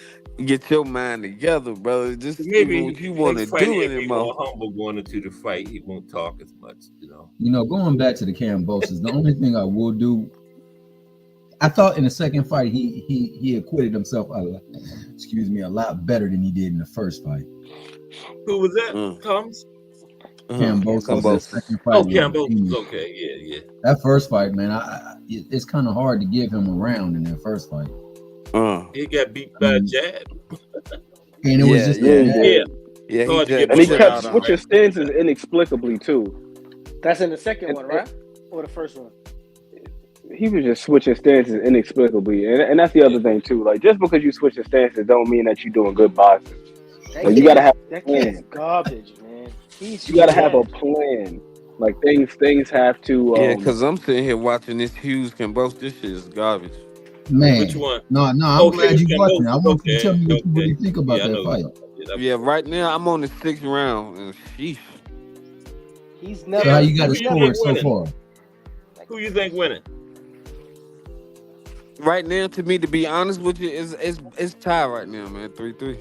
Okay. Yeah. Well, you gotta watch the whole thing. You'll see. Yeah, I am. Well, right now it's 3-3, but it seems like the later rounds to get, the more dudes starting to pound on his ass. Yeah. I've never seen Kambosos. Yeah, Kambosos was missing. Kambosos wasn't hitting him. He was missing. He don't win. Remo. He don't win. What about the Mickey Bay fight, man? Mickey Bay was out of boxing for 4.5 years and 36 years old. Damn. Did he ever fight after that fight? He tried to fight. I think the fight after that fight was the Tevin Farmer one never happened. I don't think he did after that. Did he? Ooh. He tried to fight Mickey Bay. Yeah, Mickey Bay. That was just headbutt the shit out of that man. No, Mickey Bay hasn't fought since then, has he? Nah, he was supposed to fight Tevin Campbell. He did. He fought this year actually. It was like some. Berto had been out 5 years. Oh, go ahead. Nah, it was like some guy that I haven't heard of. I'm about to look it up right now. He got Francisco Bonilla Zambrano. Oh, that's who he fought. Carlos. No. This guy was 6'19" 3. Damn. He fought him in Chihuahua, so you know what that's about. You know, he just get his feet wet, get a little check, get acclimated. I don't know. That ain't really much of a check. You fighting a guy in Chihuahua in a 4-rounder. He was owed one though, because he was supposed to fight Tevin Farmer for like 3 times. Like 3 times or something like that. Yeah, 3 times. Yeah, that's my guy too. I like Tevin Farmer. Never too late. He got one. He got 2 fights off already. Since then. Yep. He fought Avery Sparrow, and I can't remember who the other person was that he fought. I always like Tevin Farmer's skill set. I feel like he overworked himself a little bit though. Nah, he has a great skill set. He picked up like going into that fight with Jojo Diaz. I felt like he just overworked himself because he had mad fights back to back. He said something was wrong with him, but he didn't disclose what was wrong with him. But something was wrong. You could tell something was wrong with him. If you go and rewatch that fight, he kept looking up, like he was like twitching. Yeah. I was like, what the hell is he looking at? I know he got crazy eyes already, but god damn. Roberto Blake. Oh, that's the name you gave me, Ant, right? I had this Roberto Blake written. I was trying to figure out who it was. Yeah, that's the name you gave me. He kept looking up. I said, what the hell is going on with Tevin? Yeah, I could tell something. I think he might have been overtrained. Yeah, probably. How would a Tevin and Shakur look? That's a good fight. Tevin and Shakur. Shakur would beat him. Yeah, I believe Shakur would beat him too, but dominating fashion. I think it'd be interesting though. No, I definitely would make it. I think he can make it an interesting fight. Okay. Because Tevin wouldn't be in there to actually like book on him, but you know what I'm saying? He's slick and slippery, you know? Shakur got to do a little better than that next, though. What do y'all think Shakur should fight Santos again to get some redemption? Santos? I don't know. That's a good question. I don't know. I think Tank should actually fight his ass. Santos? Yeah. Oh shit. Okay. Yo. I don't know. That's a good question though, Ben. Do you think Santos beat Shakur? No. I just think that I just want to see more from Shakur on that fight him again differently, right? Yeah. Because he said his hand was hurting or something. Yeah, I just want to see what he do it differently or what he still. Yeah, I see exactly what you're saying. But I don't know. It's crazy. I just mentioned Edward De Los Santos. I'm on Twitter right now, right? Saying that there's a possibility we could have what's the name next? Edward De Los Santos and Michelle Rivera. Oh yeah. What? Rivera looked alright in his last fight. Yeah, he said that he could fight anywhere from 130 to 140. He looked good. Lipinette, right? Yeah. He looked real good, man. Yeah, I was about to say I think he looked a little bit better than good, man. He was looking. He looked pretty good. Yes, he was. He was moving a lot better. Movement the whole time, man. Pass and I were talking about that, man. His conditioning had to be tremendous because he moved from round 1 through 10. All the way. And he was on that back foot the whole time, man. Yeah. That's a hard style to keep up with. You know, that isn't easily sustainable. And he wasn't running, like they say. He was attacking and everything, man. Yeah, I didn't watch that fight. Very good in the fight. Yes, he did. It was on the prelims. Liked it. Yeah. I have to check that out. Benavidez and Andrade, wasn't it? Benavidez and Andrade? Yeah, I believe it was. I believe so, yeah. Yeah, I liked him in that fight. Man, Lipinets didn't even want no part of that, man. He couldn't do nothing with him. Yeah. He's boxing circles around Lipinets, man. Yeah. He's looking good. Yo. He looked checked out mentally for sure. Now that y'all saying all of this now, right? The names are starting to fall off the board for Tank. You gotta, for him to make a fight that people care about, the names are starting to fall off. Yeah, that's what we were saying last week when we last had a meeting like this. That the names were gonna fall off. All you had was the young boys for real. Yeah, because the names that people care about, De Los Santos might be fighting already. You got Loma, and then Haney might get snatched up for a circus with Ryan. So who's the next name that people care about that's going to get you that number? Right. Exactly. I think he's going to have to end up fighting that damn boy he don't want to fight, man. Pitbull. Pitbull? Yeah, Pitbull. I think he's going to have to fight him, bro. If they want I don't want to see it. I just Rayo's still out there, yeah. Oh, Rayo? He called him out Saturday. Rayo did. Man, I'd much rather see Gary. I don't know. And that was the WBA title eliminator too. Motherfucking Gary. Yeah. Gary. You gotta see who? Gary. I had to stop. I had to stop. I had to stop. I had to stop. Piss me off. This man ain't never fought over 126 in his life. Yeah, that's why I had to stop. I just don't want to see no damn Rayo, and I don't want to see no. But I'm sure Gary could probably make 135 comfortably. You also got to because you got to take into consideration with him fighting at 126, he was likely cutting to get down there. I don't think that he's just walking around at that. But that would be the continuing narrative around Tank. You know the cool part about it is the people that say that he won't fight nobody say they would want to see that fight, and then when he does fight him, they would say, but he brought him all the way up. Yeah, he brought him up. 2 weight classes. I can hear it. Yeah, but then the only thing that you have to do to combat that or to counter that is say that Tank himself started at 126.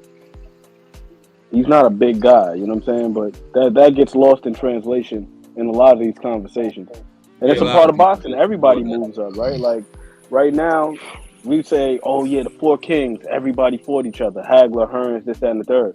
But Hagler and Duran fought at 160. Duran started his career at what, 135 at lightweight. I think so he went up. Yeah, that's just the nature of the sport. We had Henry Armstrong was like a titleist in 3 divisions at the same time, simultaneously. But that's against back in the day with fans who actually want to see a sport, a gladiator sport. These niggas today be like fanatics more than fans. They be fanatics of man more than anything. Of a fighter, yeah. That's a good point. That'd be the problem. See, if I was Tank, that's a big problem. Yeah. I would spin the whole narrative. I'd be like, listen, I don't fight in a weight class. You call my name out, I don't care what weight class it is, I'm gonna kick your ass. I'm coming to see you. Yeah, straight up. That's how Henry Armstrong went to a 4th weight class. It got a draw at middleweight, and they said it was controversial. A lot of people say he won. You know, so precisely. I mean, that's what it is. And at that time, it was like 15-pound weight divisions, right? You had to scale up 15 pounds. Yeah, they didn't really have as many of these like super and juniors. Yeah, they didn't have them. Yeah, the you have now. And then not only that, but you also had same day weigh-ins too. So it's not like that's you come in, you weigh in, you 139 point whatever on the scale, then you come in the next day and you're like 25 pounds north of that. Yeah, and you fighting 10, 15 times a year. You didn't have no time to really balloon up 20 pounds over your weight and stuff, you know? So you was naturally more closer to your weight back then, you know? You stayed at, like you say, the optimal weight, man, you know? Yeah, wherever you're going to be campaigning at, you stay around that weight. That's right. Optimal weight is different, definitely different. Because with those guys, it was not just a career, but also a lifestyle. Because it was a career for sure, you know what I mean? Like prospecting, fighting.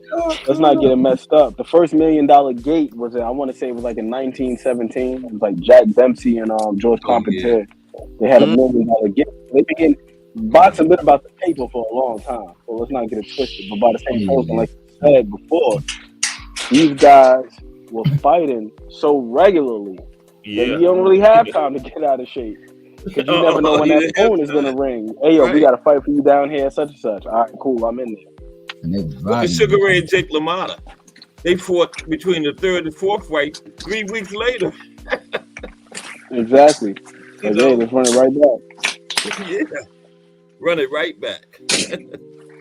And you know how stressed out it got to be Tank?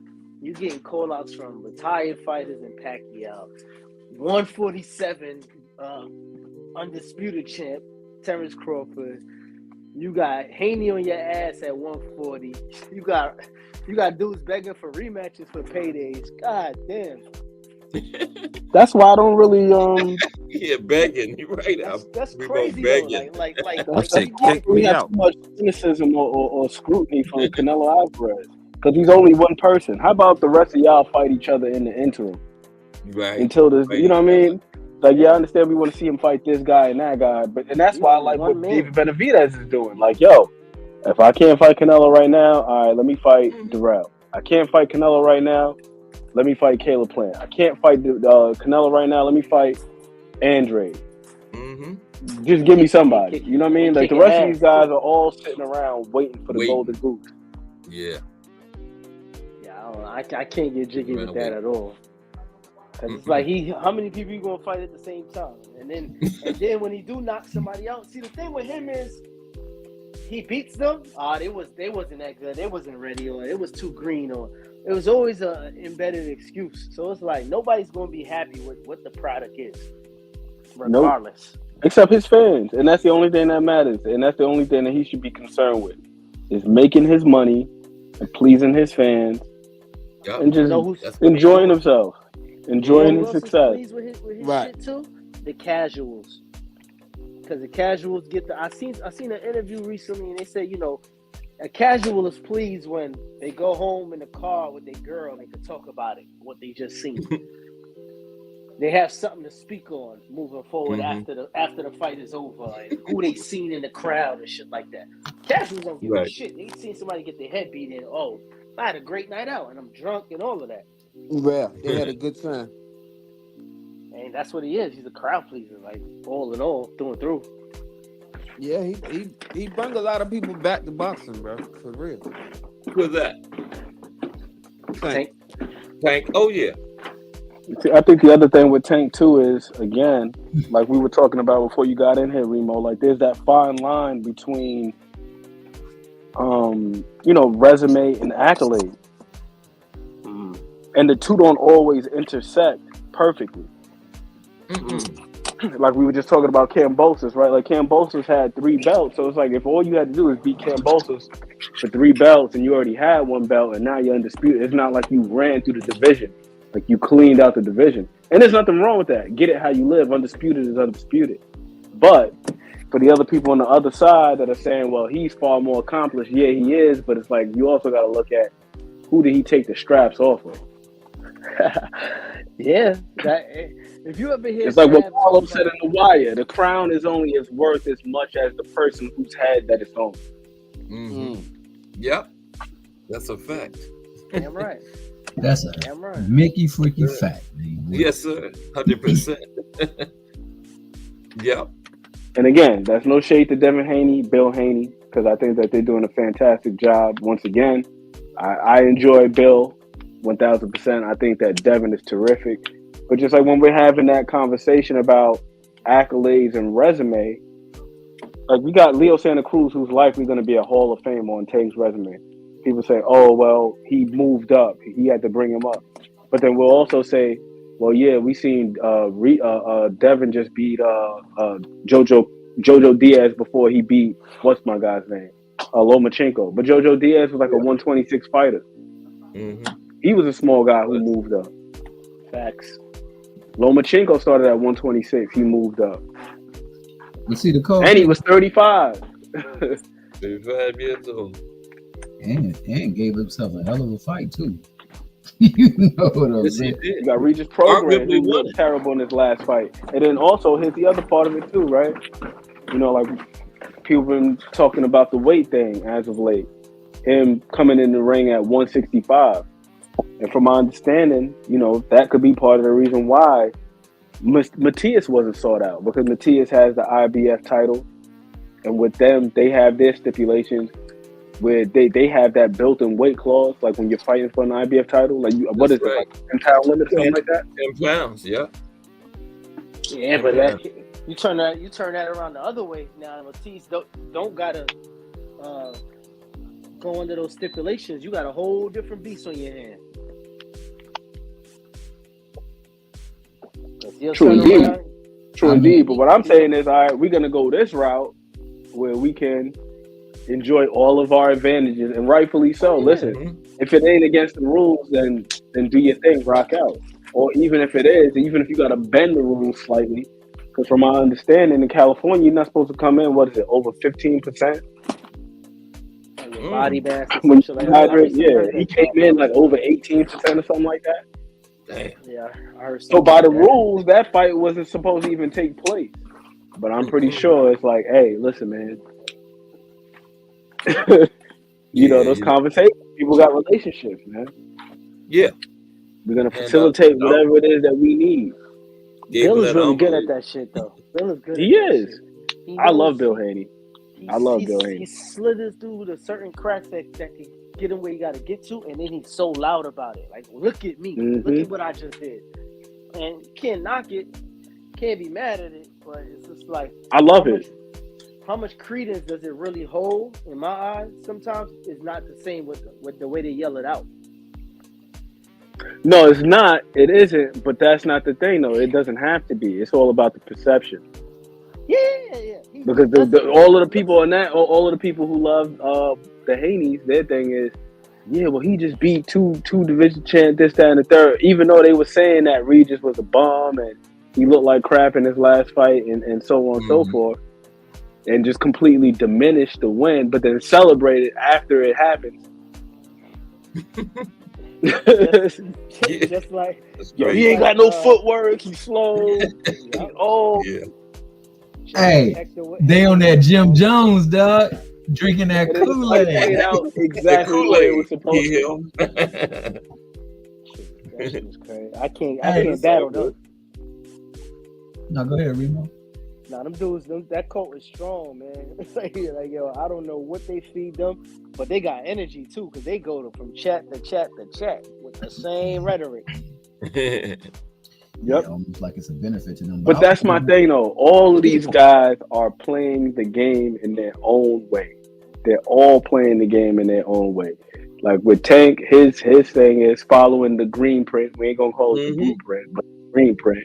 We're gonna continue to fight these Mexicans and these not even just Mexicans, but Hispanic fighters in general, because we know that they have a base that will support.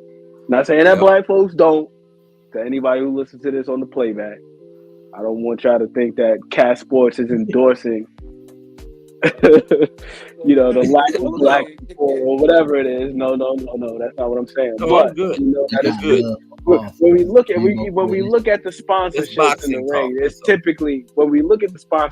ring, it's typically what Mexican brands, Tecate, Corona, this, that, and third. You know what I mean? Like we know what it is, right? So it's like we're gonna continue to fight these guys, and we're gonna bring in the money. That's what they're doing. And I'll say this though, a lot of these guys are severely understated, like these fights. But I think the reason why that they're understated is because the lack of importance surrounding the fight itself, not the fighter, but the significance of the fight. Like if we would have had Tank and Santa Cruz and Undisputed was on the line, you wouldn't be able to say shit. You'd be like, oh man, you fought for Undisputed. It's the same thing we say like George Kambosos. See, us over here, we're like, but it's George Kambosos. 80 fans are like, yo, but it's for Undisputed though. Man, he never been Undisputed. He ain't even a real champion. He got the WBA regular. But then it's like, yo, who the hell did you beat for the WBA regular? George Kambosos? Like, who did you beat for the IBF? George Kambosos? Who did you beat for the WBO? George Kambosos? How the hell did you get the WBC? It was granted to you because Mauricio Suleiman decided to elevate Lomachenko to franchise status, thus making a vacancy for you to get that belt. He didn't fight for that WBC. And I feel like that's part of the reason why they needed that Lomachenko fight to happen. Because they knew the rhetoric surrounding the George Kambosos fight, as well as the whole email champion thing. So beating Lomachenko now solidifies. Because, now I'm not just undisputed, but I've defended twice. Even though one of the defenses came against a guy that you literally just beat with a jab and couldn't do anything with you. Nothing of substance. Yeah. But you can say, okay, I defended it twice. And not only did I defend it twice, but I took less money and I had to travel to Australia and they weren't going to let my dad come. And you got all of these things and it sounds like a great story. But when you look at it, it's George Kambosos. At the end of the day. But the way you dress it up, everything else, it's far more important than the actual person that he fought. You know what I'm saying? Like, and that's what they've been really, really good at is dressing it up. Dressing it up. See, the thing with them, they gotta go after titles. But the average fan don't know what title is what. They just know the green belt. Other than the green belt, they don't really know shit. That's fact. Truth be safe. They don't know who's the title holder of what belt going in the ring. They just know the fighter has whatever attributes that they like, that they enjoy, so they're going to tune in. Haney's initial thing was, I'm fighting for legacy, all the belts matter. Mm-hmm. Then Tank with his casual ass and Ryan casual ass hit 1 point whatever. That shit just blew everything out the water. That none of the belts was on the line. They didn't even have it at a regular weight class. So all the tradition that was soaked up in history and everything that meant something, that night, this year, meant nothing to the history of boxing. They did whatever they want. No sanctioning bodies got paid. They brought home shit to the bank.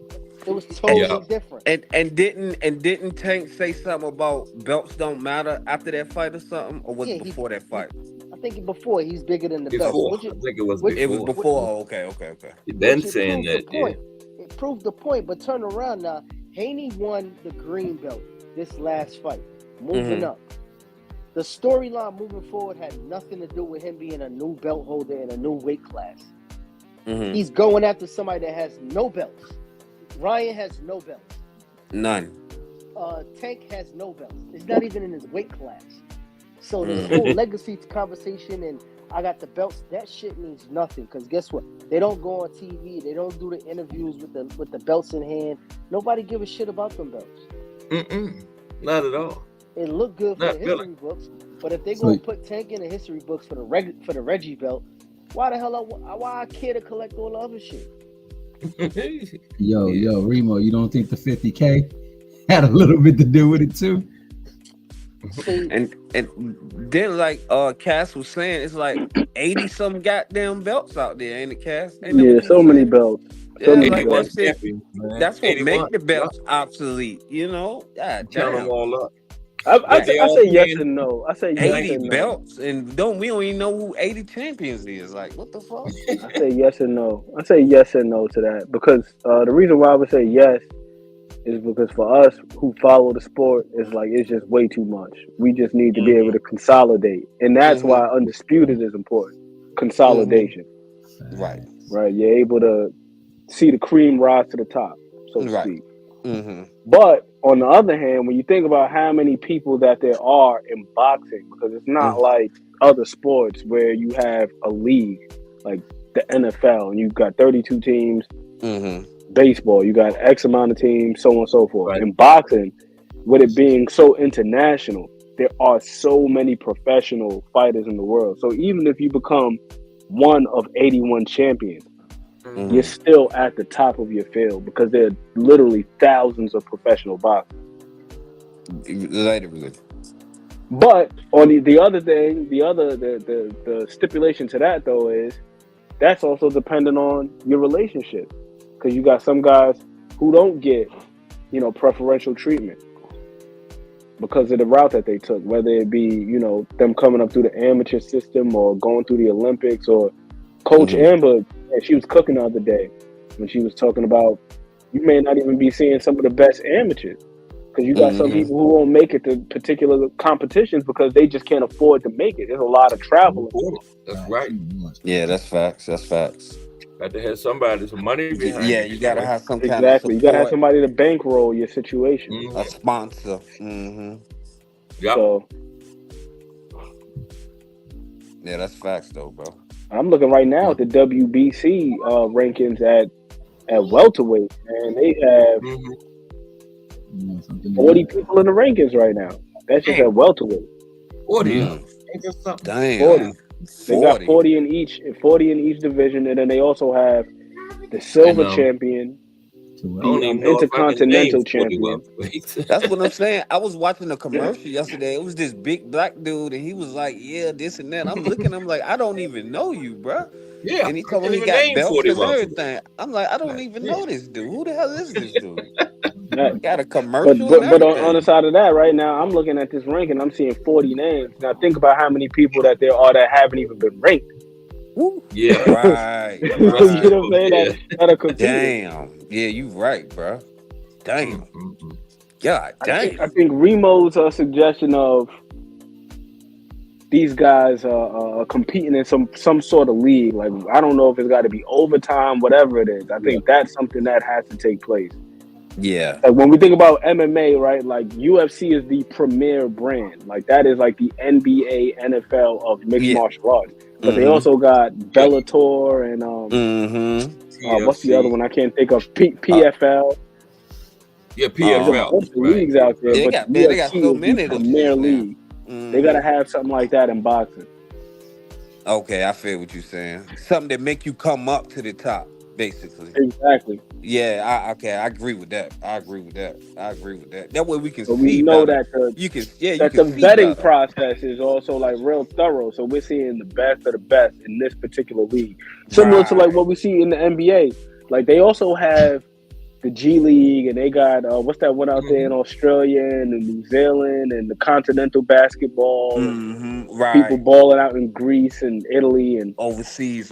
Yeah, exactly. But the Premier League, where you're gonna see the likes of LeBron and Steph Curry, John Moran, and this one and that one is in the NBA. In like the boxing, NBA, we need right. something like that. Yeah, hey, bro, that's a good fucking but idea, bro. The problem is though, right? It works if you have like if you give the same people the same opportunity, it works. But some people are LeBrons, like Xander Zayed, and some people are like, who's a young kid that should be doing Lorenzo Truck. Mm-hmm. Like he's there, but he's not there. Like, you know what I'm saying? Like he has talent, but he hasn't been put on that stage. Or what's the kid, Jaleel Hackett? Yeah, they haven't been given that opportunity, but they have talent. But then it's like who you put them against. So it's like the pay rates. You still need somebody that's going to take a pay rate to get touched up a little bit. But you at a certain age, you want to get paid your maximum. You got guys coming out of retirement looking for championship fights. There's no pay system in this shit. You know what I mean? Right. Even like Regis. Regis was a champion. He lost one fight to Josh Taylor. And then they try to put him and send him to the abyss. Yeah, man. He ain't have no promotion. He wasn't on TV no more. He was fighting off of TV to try to get back a slot. And he eventually did it, but it's like, how many people really have that grit to do that shit? Right. It's, you know what I mean? Boxing is just it's a shady sport, man. They definitely need to take the vacuum cleaner and go through that shit for real. And when is the next Casuals Corner going to be? I have no idea. Okay, we might do it today since there's no. Yeah, I heard. Just do. You was talking about it yesterday, but you didn't have it. Yeah, because I'm gonna get ready to get out. I gotta go. I'm supposed to win at 5, and I'm still good. So you think you're gonna do one today? I'm gonna be checking to see then, because I got the link and everything written down for Casuals Corner. And Bill Knuckles will be tomorrow doing his first show. Looking forward to that. And I'm doing Willie Pep tomorrow. The Will of the Wisp. Before we go into the final salutations, I want to make one comment, and that was about the juxtaposition between resumes and perceptions. You know, we do see a similarity between one fight in particular between them two, and that's where it's Jojo Diaz coming up to fight him, and the perception of him, Tank bringing up De Los Santos to fight him. Tank actually went down to fight him for his championship, whereas he did. Jojo definitely came up to fight for his championship. But they won't ever focus on that. They will just go on and say Tank weight bullying and bringing people up when he actually went down to go fight for that title. But as you said, it all means little, and there is very little discrepancy between the different resumes of those three fighters in particular. And I mean, the only thing that really matters is what you do in the ring. And that's why we need to see them against one another in the ring. Because it doesn't matter what you did against a common opponent that you perceive to be great, opponent that you perceive to be weak. It only matters what you do against that opponent in that ring. So that's what I want. And I want us to get to the point where in 2024, we seeing fights where they need to be made. Yeah. Messing around it. And I don't want to hear no more dribble about like, well, he ain't fought nobody and this, because them nobodies, for the most part, they get paid to fight just like they do. You know, you got to respect the fact that they get up there and they in the arena and they try to earn their living by fighting and boxing. That's right. So I mean, I'm not respect that. Now, granted, what you said is very much true. No matter how you dress up, not Lomachenko, but Kambosos, it's still Kambosos. But you know, he has some fresh kicks that, you know, people will rock with and say, damn, man, them bad boys nice. Him being a 3-time champion, that's nice. That's a nice accomplishment. That's something you can't take away from that man. You cannot. So, you know, I mean, it bears weight from that standpoint, but like you said, fighting Regis at a time when he fought Taylor, and fighting Regis at a time when he fought Devin, that's two different Regises. And you know that's something that need to be said. So, but the name's still gonna ring true. It's still Regis, and he's still a champion. And he's still knocked off a champion. He got he's a 2-division champion because of that. You can't take that away from Devin. That's in the book. You definitely can't take away the performance that Devin put on. That was brilliant. Brilliant. That's what they was asking Shakur to do against De Los Santos. Mm-hmm. Granted, De Los Santos is a much more dangerous opponent at this point in his career than Regis is, but still in all, that's what we was expecting. Yeah, that's not going to be taken into consideration, though, Thomas. Fighting on a Thursday night, you know. That's not going to be taken into consideration, though. We're not going to look and say, like, make the distinction. Like, we're talking about one guy who is, 23 years old, still strong, still got a lot of vigor, his athleticism, reflexes. There's all of the attributes that could be extremely, dangerous or problematic. And then the other guy, a little long in the tooth and had issues in his last fight, tracking the guy down, cutting the ring off. Okay, Remo, you want to? What is it? Remo. No. Y'all summed it up. Huh? Okay. I said y'all summed it up. Y'all summed it up. Just Nah, man, I'm having a good time. I'm seeing where we going next. What you saying, Remo? I put in the chat the video of me wearing the shirt for you. Okay. I got that pay. You feel me? That's all, brothers. Y'all have a good one, man. I'm gonna check it out. You too, man. I know I'm gonna see y'all somewhere. Who coming on next? Well, Jay Hardcore and Ant says he might do a casuals corner. Yes, 5:40. Hang out at 8. Yo, Remo, before we do go, man, I want to say that little short that you dropped when you was talking about the difference between Tank and how he be reacting in the ring when he finally figured people out. Did you see my man wink after he said I got him? My man winked like I got him, and the next thing you know, my man laid out on the canvas. He do that shit over. Yo, Ant, before I go, I did offer up your services, man. I told him, I said, y'all got a lot of people on here that's talented, so when the network actually get running, I guess me and you gonna be cutting some video. I see you do audio too, so we gonna be busy. Hey, let's make it happen. Yes, sir. KBT. Hey, y'all want to do it impromptu? I don't know if y'all trying to. What you saying? Keep the party going. Yeah, keep the party going. Oh, you about to blow up? I'm about to get my damn stationary bike real quick though. What time you coming on? From the stationary bike, but we going live? Is that what you're saying? Okay. Hey, I'm down to go live, and then we can maybe pick a fight to watch or something. I know Jay Hardcore want to start going over this Tank and Devin thing, but that's what I thought y'all did last night. Like my man said on. Nah, but he wasn't feeling his best, so. Oh, okay. Because I know he was saying earlier, and he was feeling like he had a cold or something like that. Yeah, that was this morning, wasn't it? Yeah, he said he wasn't feeling too well, so I didn't really want to press the issue. He said he went to bed early or something last night.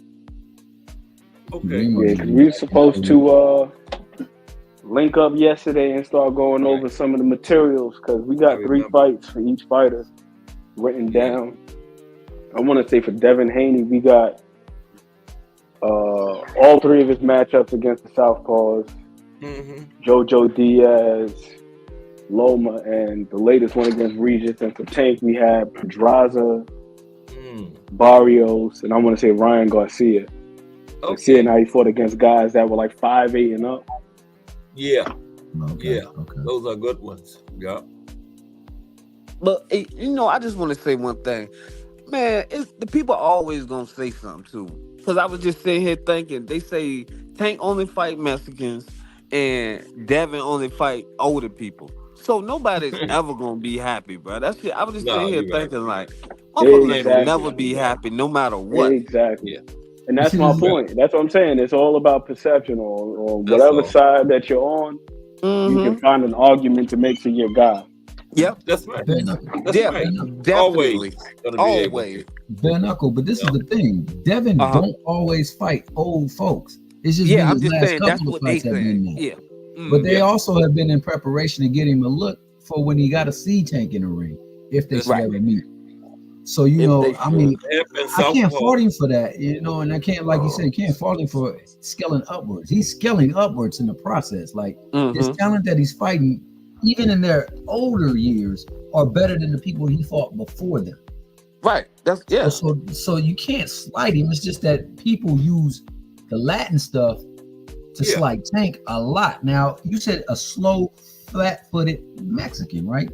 Well, did Regis look fast? Did he look quick? Did he look like he had bouncy feet, or he was good on his feet, or did he look flat-footed? Yeah, that boy looked terrible. He just happened to be a brother.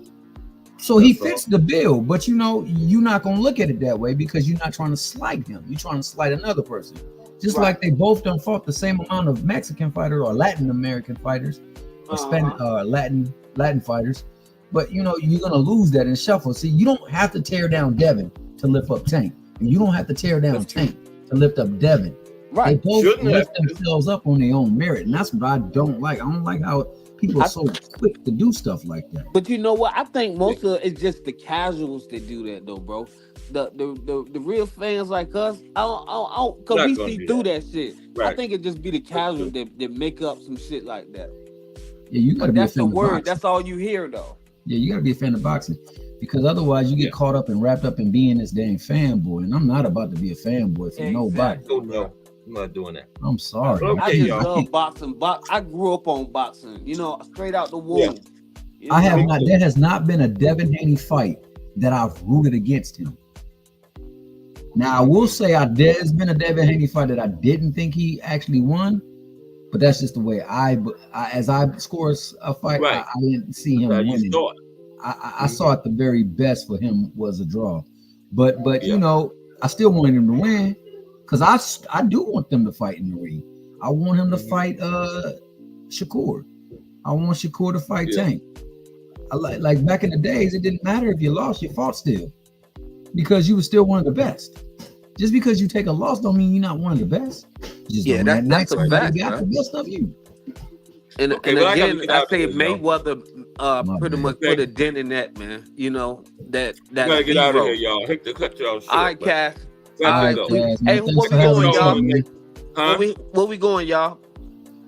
I think Ant is doing a casual corner. Yeah, all right, bet. You want to put your link in here, Ant, or talk to you before I go? I think I'm subscribed to Ant. Oh, okay, you good. Okay. Yeah, I am. I'll see y'all over there in a little while. I gotta go. All right, Cass. Great show, bro. Appreciate everybody, man.